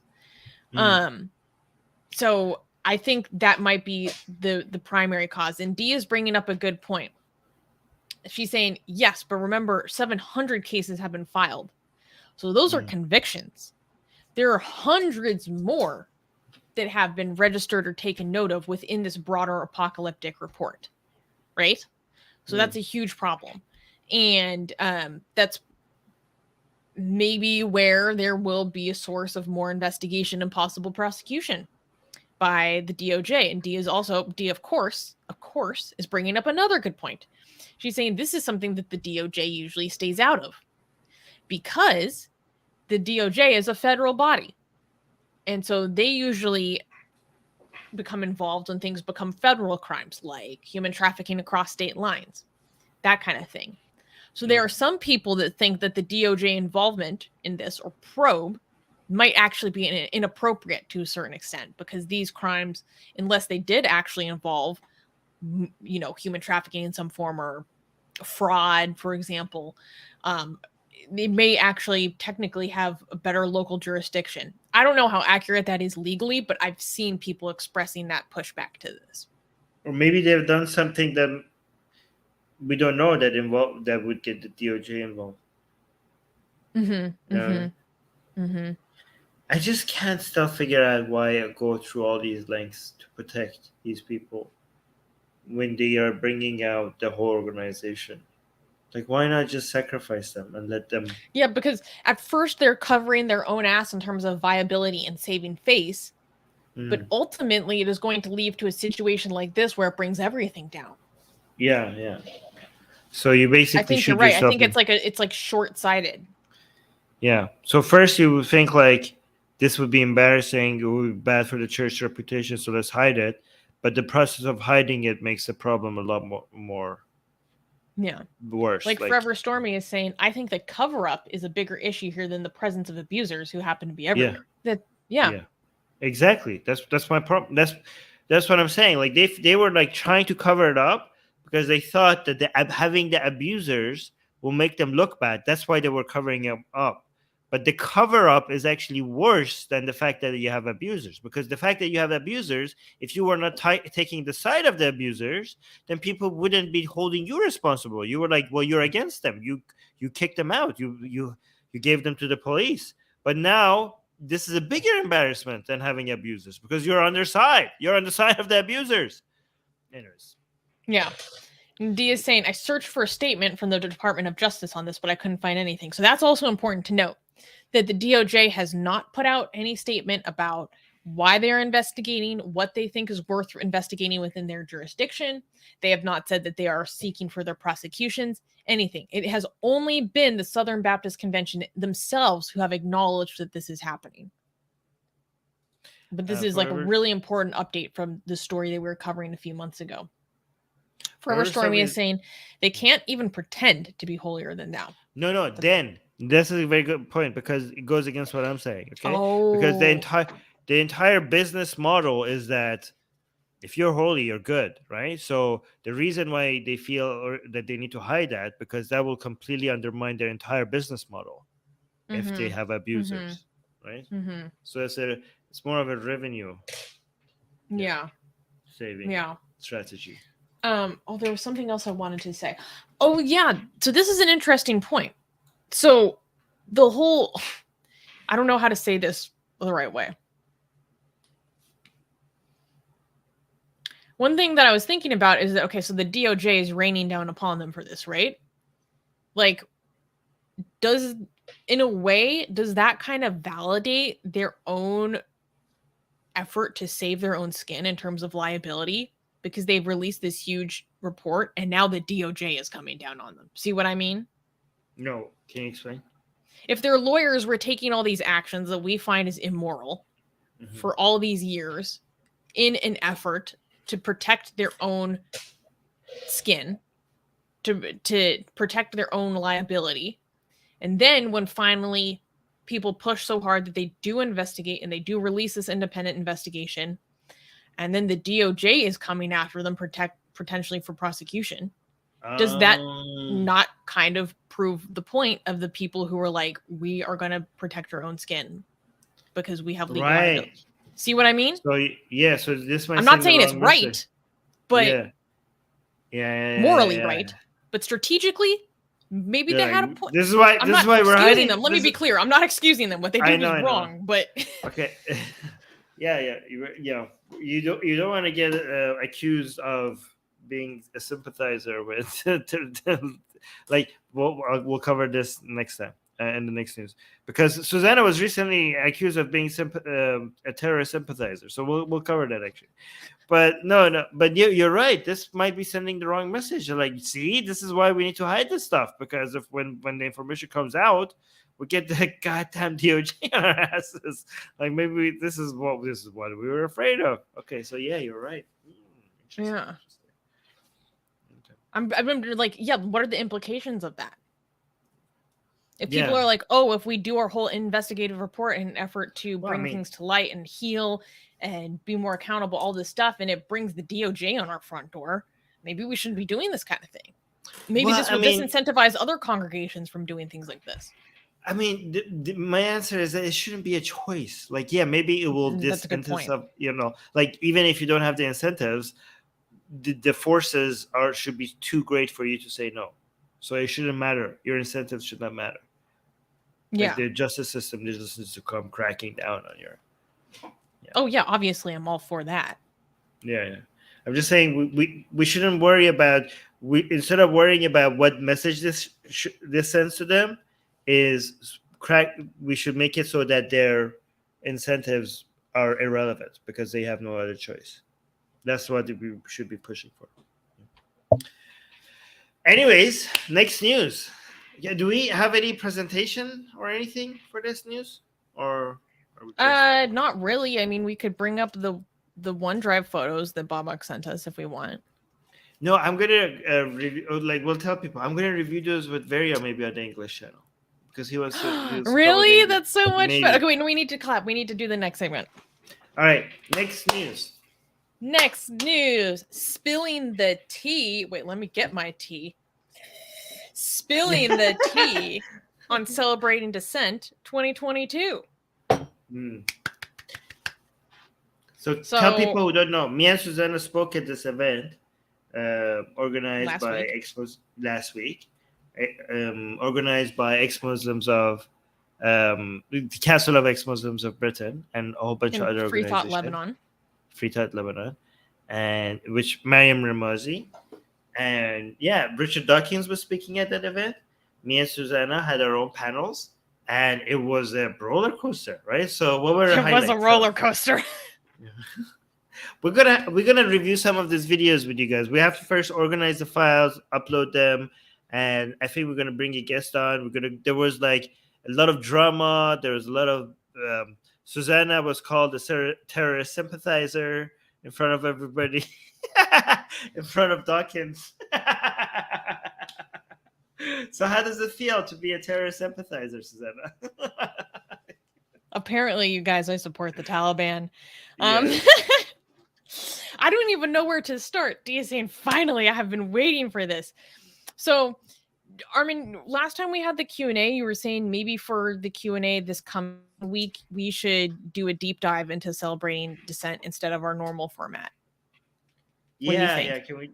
Yeah, let's do that. Let's instead of channel, let's do a deep dive into it. Okay, we can have people ask us questions. We need Babak to have the files uploaded somewhere for us to go through. They are uploaded. They're on OneDrive. Yeah, on YouTube or something. OneDrive is like this is like segments of it. It's okay. We'll figure it out. Okay. I see what you mean. Yeah. But yeah. I don't even know what to get into. There were so many moments. I think, okay, so let's just talk about what Armin is referring to. So I was on the first panel of the entire conference, and we can do a dissection of my panel because I have my own thoughts and feelings about it. I'm just extremely self-critical, so I think it was like my living nightmare. But everyone else is like, you're fine. I thought she did great. She thinks she didn't do good. I think she was one of the best speakers, but she doesn't think so. I think originally you got off to a rocky start. I think you started rocky. I think you were nervous. I think like you were caught off guard with the moderator's questions and stuff. But then eventually you got back on it, and I think you had some really really interesting nuanced points. And then you were caught off guard again in the middle of it, and then you had to adjust to that. But then you got back on it again. I think you did for your first panel. I think it was really good. Yeah. Oh, well, thank you. I appreciate that. Yeah. So me and Jimmy Bangash were speaking on the same panel, and then he said some things to me on the panel in front of everyone that nearly made me disassociate with social panic. but apparently no one else can tell Yeah. as I'm spinning into the ether. And so we should probably do a full dissection of that. But like now, I was furious at Jimmy for like all the rest of the conference. But then when I needed help, like legitimately needed actual help, he was there for me. So we're all good. I was like, you actually saved my skin, so I forgive everything. And then what Armin is talking about me being a terrorist sympathizer is because later we had a panel where there were a bunch of women talking about hijab and forced hijab and being a free woman in Islamic societies, all this stuff. And there was a woman from Afghanistan there, and many of them were talking about Afghanistan. And I stood up, and they have a Q&A at the end of every panel, and I stood up and asked a question. And I can't remember how I phrased it, but I basically said, like, the free world, quote unquote, is putting sanctions on the Taliban for the sake of women's rights, like among many other things, and women's rights to education and other protections for women. As we do this, like 97% of Afghanis are food insecure. Women are starving. They are forced to sell their children. They are forced into child marriage. They're forced to sell their kidneys. And I basically asked the question, are we harming women in our attempt to fight for their rights or whatever? And this woman from Afghanistan stands up in the audience to respond and ask a question, and she starts railing at me. And it actually took me a second to realize that she was railing at me. And she started looking at you. Wait, why can't I hear you right now? Just a second. Guys, it was so, imagine a victim of this whole mess in Afghanistan, like a woman who is actually suffering under the hands of Taliban, calling you out, okay, as somebody who is taking the side of her oppressors, okay, simply because Susanna was asking a question on, I mean, it's a legitimate question. And I think like a lot of, I don't know if I should say this. I could get into a lot of trouble by saying this, right? But Susanna's question, well, I'll ask Susanna when she's back whether I could say this or not. Oh, you can hear I'm me? back. Well, Susanna's question is a good one, okay? Susanna's question is like, we have a lot of Afghani women. Like what we pay attention to, the secular world, the liberal world, pays attention to Afghani women in the major cities who were being educated, who had access to a better life right now. They had jobs, they were becoming professionals, and Afghanistan was like, at least when it comes to women's rights, was now moving ahead of Iran, right? Women were very present and becoming very educated in Afghanistan. And all of that because of Taliban has been taken away from them. Their rights, their freedom, their right to a career, their right to freedom, their right to autonomy, to control over their lives, all of that is being taken away from them. So that's the cost, right? However, on the other hand, there are a lot of other women in Afghanistan that are suffering from starvation, okay, because of many things, including Taliban's mismanagement, okay, the pandemic, Ukraine war, but also the sanctions on Afghanistan and the fact that a lot of assets of Afghanistan have been frozen, and also because of the Taliban has not been recognized. I mean, we're not saying they should or shouldn't be, but this is a discussion, right? So it's a question. The question is like, should we consider those women? Like, it's not just like the central Kabul academic woman in Afghanistan you should be worried about. Like, not recognizing the Taliban could be leading to a lot more suffering. Maybe it is, maybe it's not. It's a good question to ask. But even questioning that, to maybe we should recognize the Taliban for the sake of these other women, okay? And I honestly, this might be controversial to say, Susanna, right? Because you should be for Afghani women always, all the time.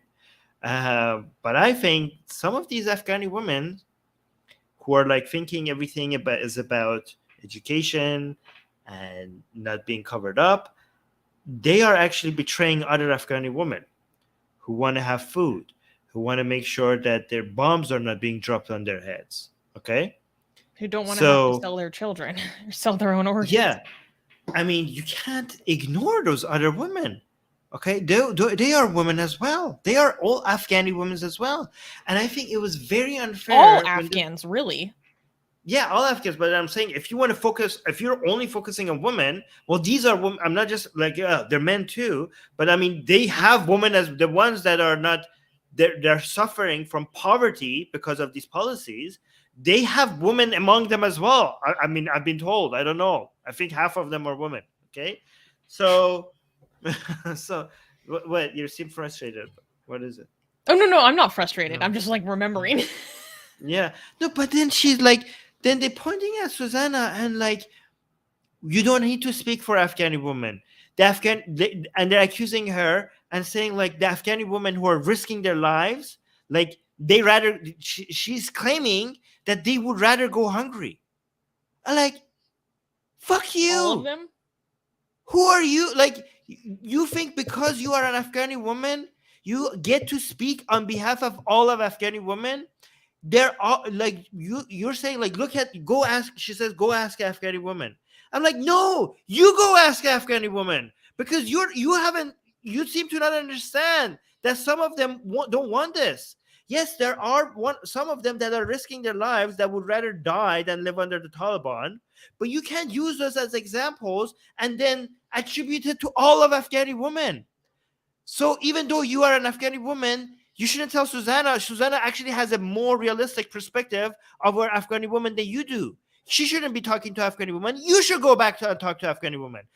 The entirety of Afghanistan is not just a woman in Kabul or other major cities that got a taste of Western lifestyle or education or some secularism. That's not the entirety of Afghanis.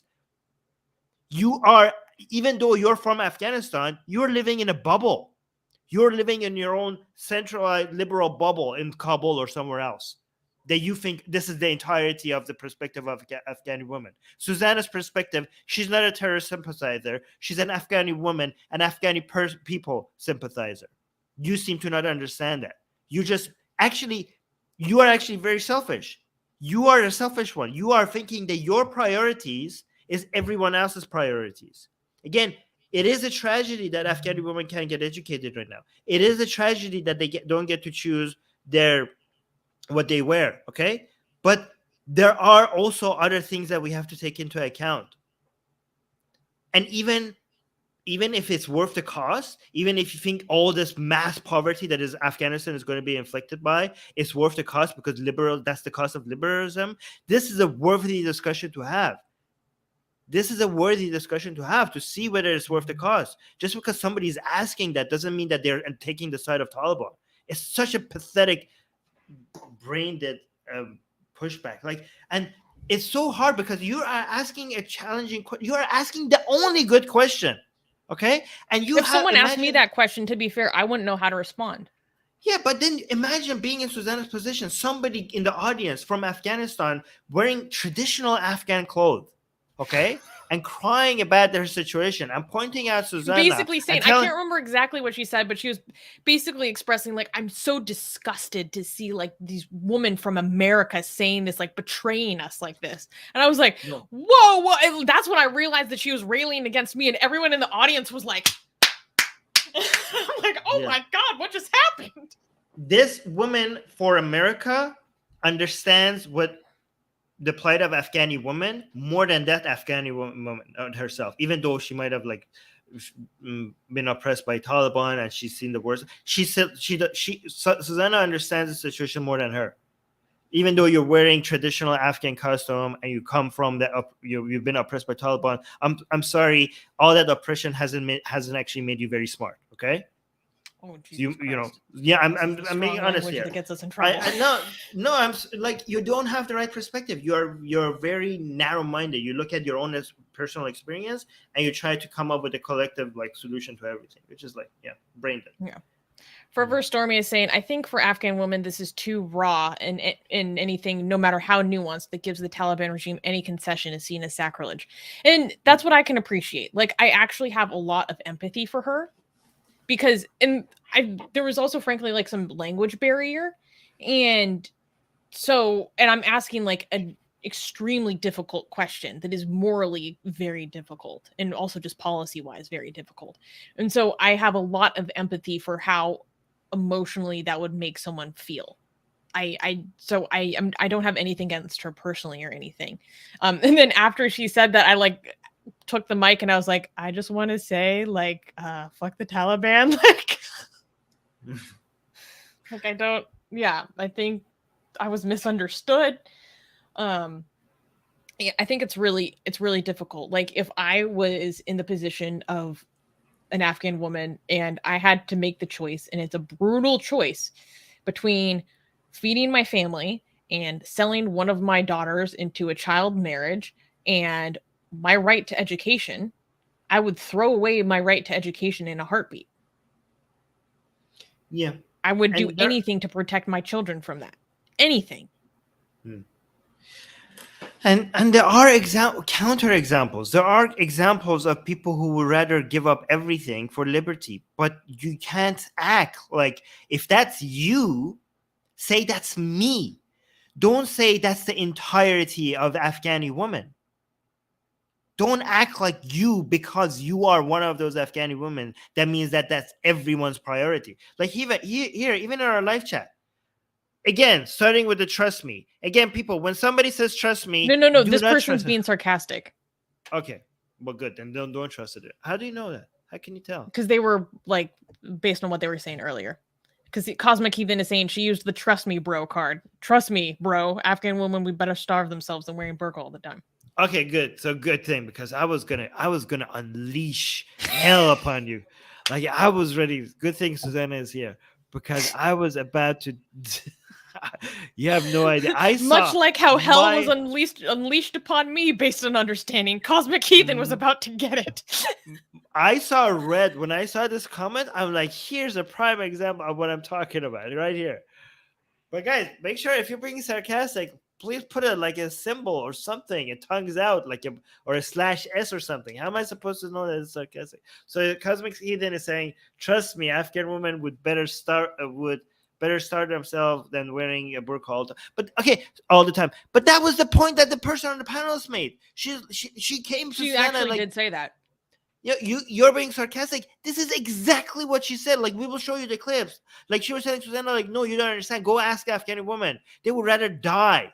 They would rather die than, yes. I'm like, no, you don't understand. You're Afghani, but you don't understand. Because they don't rather starve. They will put the burqa on if that means that they will not have to starve. If you rather die, that doesn't mean they rather die.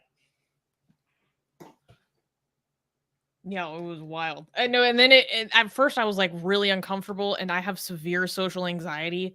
So, like, I cannot tell you how badly everything in my body was physically telling me that I need to disappear. Cosmic Heathen is saying, thanks Susie for saving me. And then afterwards I was like, oh wait, no, this was like not my fault. And a lot of people came up to me and were like, I actually agree with your point. Like, I don't think what we're doing is right. Or and then it became a joke. I was like, are you sure you want to be seen with a terrorist sympathizer right now? Yeah. It was pretty wild. Is there any other? Do we want to talk about the drama you started on your panel, Armin? Yeah, I made like half the audience boo me, actually. I think, I don't know, was it half the audience? But I had to like, I as soon as I got the mic and said, people realized what I'm gonna say. There was like a wave of negative energy coming at me from that. But on your face, you were like this. You're like, ooh, I know, don't do it, Armin. And he was like, I'm gonna do it. Like. In your face, you can see how you're like, oh my God. Oh yeah. I thought oh my God. Should we give the context? Go ahead. So I don't know how much we might want to save some juicy stuff for our Q&A, or maybe on the Q&A we can do some choice like clip viewing and we can actually watch it back. What do you think? Yeah. Okay. But give them some. So basically, Armin was on a panel with a bunch of people, and they were talking about God and morality and all this stuff. And it was like a bunch of men, lovely people, and then one woman whose name is journalist Khadija Khan.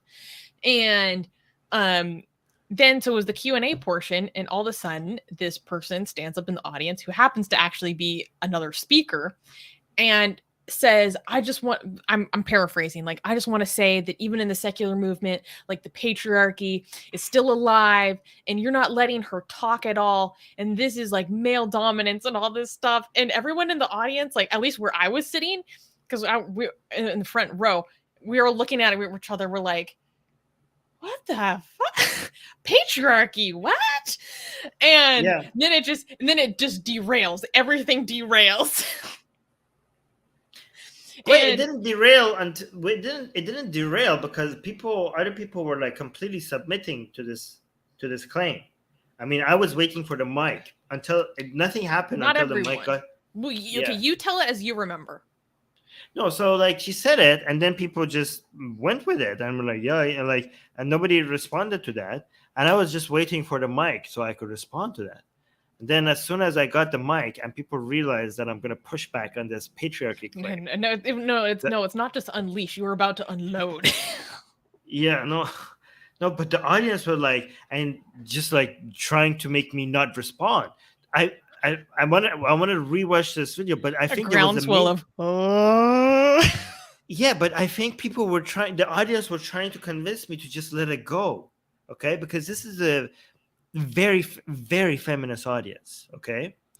And they just realized, they didn't think, I think, like, I've never seen anybody like challenge this kind of narrative in these conferences. And I thought like there's never an expectation that anybody was going to challenge a comment like this, right? I thought like anytime somebody tells you like, oh, men should shut up or let the woman speak, or this is too much patriarchy, this is the signal to like okay, let's just accept this and go, like, let's not rattle the cages or anything like that. So when there was this moment that people realized that this is what I'm going to respond to, there was like, there was a major, I think there was an attempt by the audience to convince me to just let this go. And at that moment, definitely. Walid also, okay, Walid was the mod of our panel.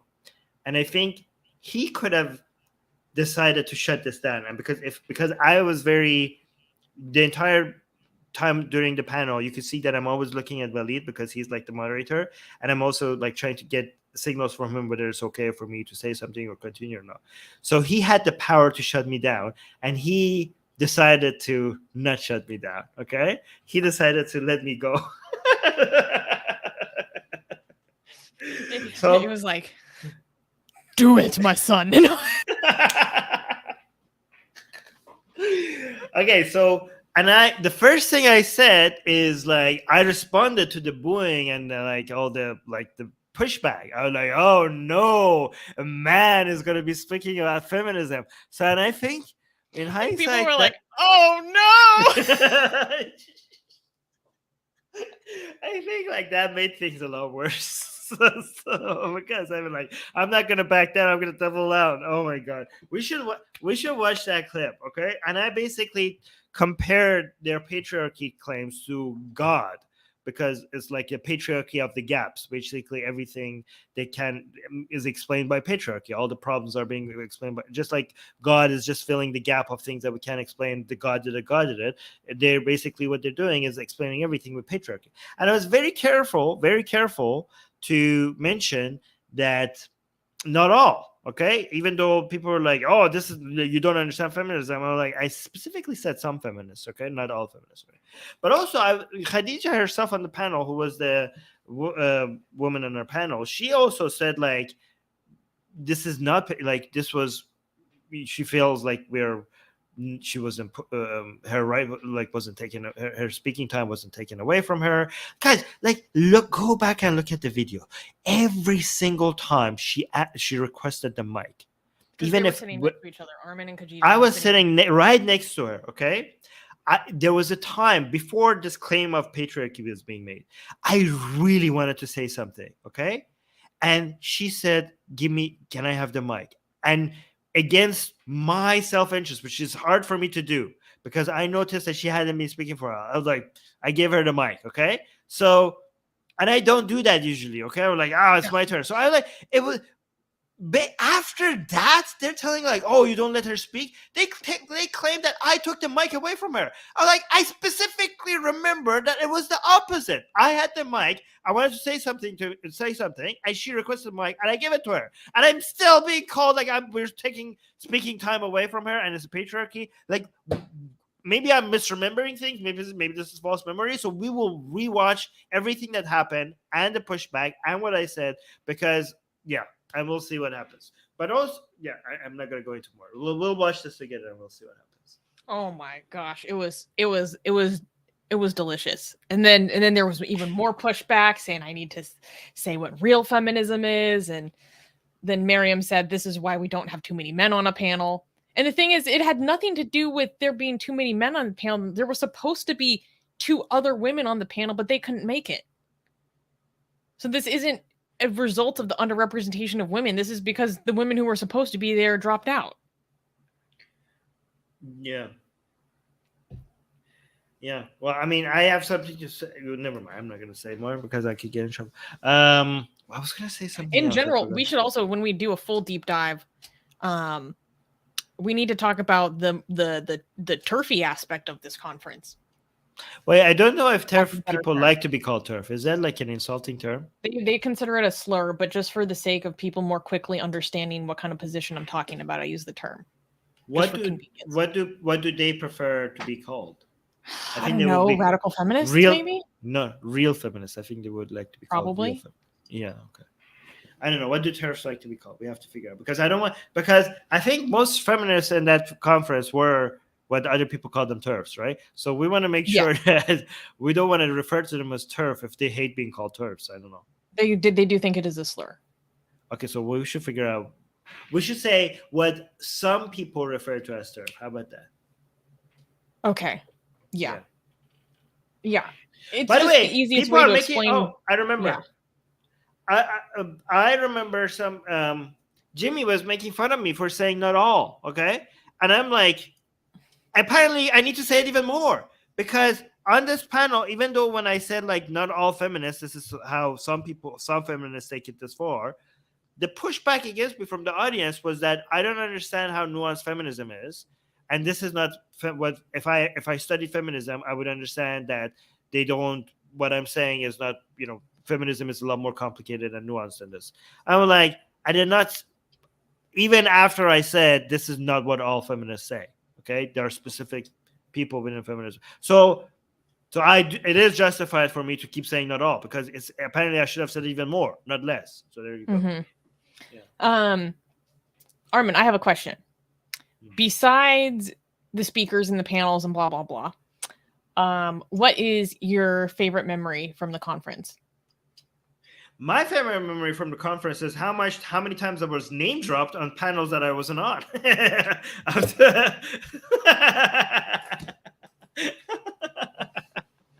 right. Yes. Okay. But okay. So what was I going to say? People are asking in the live chat where are these videos? We will publish them. We got the permission from Miriam. We will publish them on Atheist we did? Republic. Yes. Oh, fantastic. Yeah, so we get subscribe to this channel and notification. We will publish them all here, including the Q&As where Susanna or I was involved. Yeah. I think my favorite one. I have a lot of favorite memories from outside of the actual panels. I think one of my favorite memories is on the private dinner we had for speakers on Sunday. How you. Vidu Vids, Hara Sultan, and Sohail Ahmad had I'm calling it the Great Horniness Debate. You guys had a debate after a few drinks about women's horniness. It was hilarious. And Armin came out as a strong defender of the Yes. horniness of women. You're welcome, woman. It was so funny. There were men arguing against your right to drip, and I was protecting them. Okay. No. It's not about the right to. They were just talking about the likelihood of, on average, across a population. You know what? I could have taken an easy, like, I could have done them dirty, right? I could have, like, the fact that you think women can't get that horny maybe has something to do with your abilities, but I didn't do that. Okay, so somebody, Nub, I don't know who, I can't read the name, is asking, can I ask what your email is so I can potentially send that to Bill Jensen? Bill Jensen is that Christian guy, right? Yeah, it's armin.navabi@gmail.com. Send that there. Send that to him. Send my email to him. All right. Okay. What? Satya is saying, I want to watch that video. Give me the link. We have no recording of that. There's no link right now. We will. Is like, that was the topic of debate. What kind of men do you hang around? Oh, come on, man. It was fun. It was all in good fun. Susanna was there and she was having fun, even though I was having the time of my life. This is why you need men, because women don't defend women getting horny. Okay, they will just watch there and just like confirm what you're saying, but they don't get involved because of all the shame that they have to go through. Because we don't have the testosterone to do it. No, because you're ashamed. You're ashamed. You can't take the pressure. So I'm here defending you. You're welcome. This is why you need men. Thank you. Yes. This is why you need masculinity. Okay, it's not all toxic. God. It's actually helpful. Long live the patriarchy. I was gonna say that in the panel when it's over. If I wanted to be a major rebel, once the whole panel is over, I would like, long live the patriarchy. What would happen if I said that? Would that be too much? We need to be invited back, Armin. I'm joking. This is a joke. This is a joke. The white knight of horniness.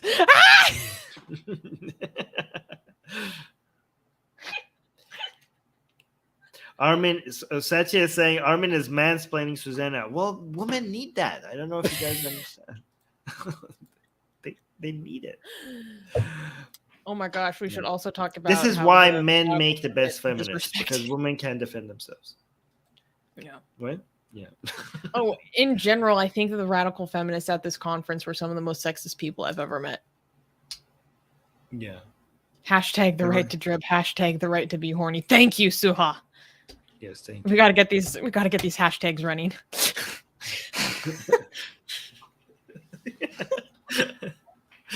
All right. All right. Wait, Armin, I want to get a screenshot of us. Okay, so do a salute at the same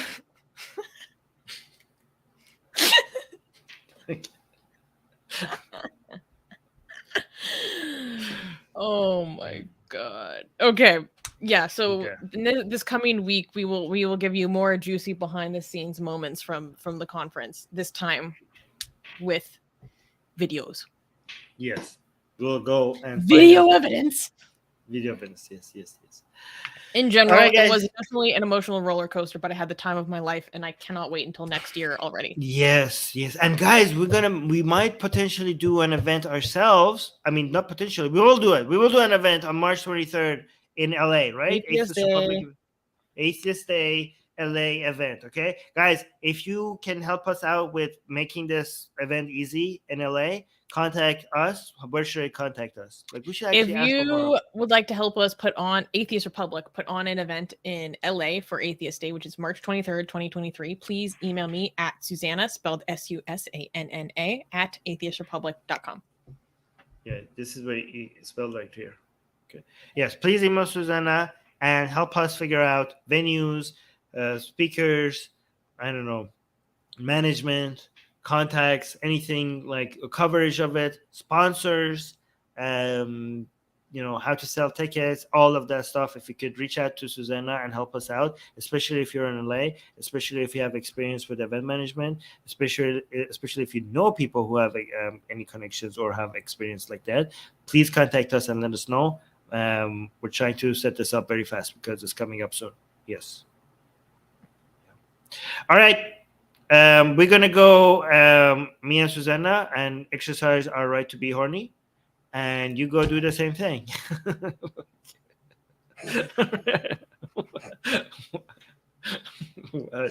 That's what we're gonna do. No. Okay. All right, guys, go be horny somewhere else. Please like this video. We talked about a lot of things that YouTube doesn't like, so please like it, share it, subscribe, comment. It helps. All right, bye, guys. We gotta go.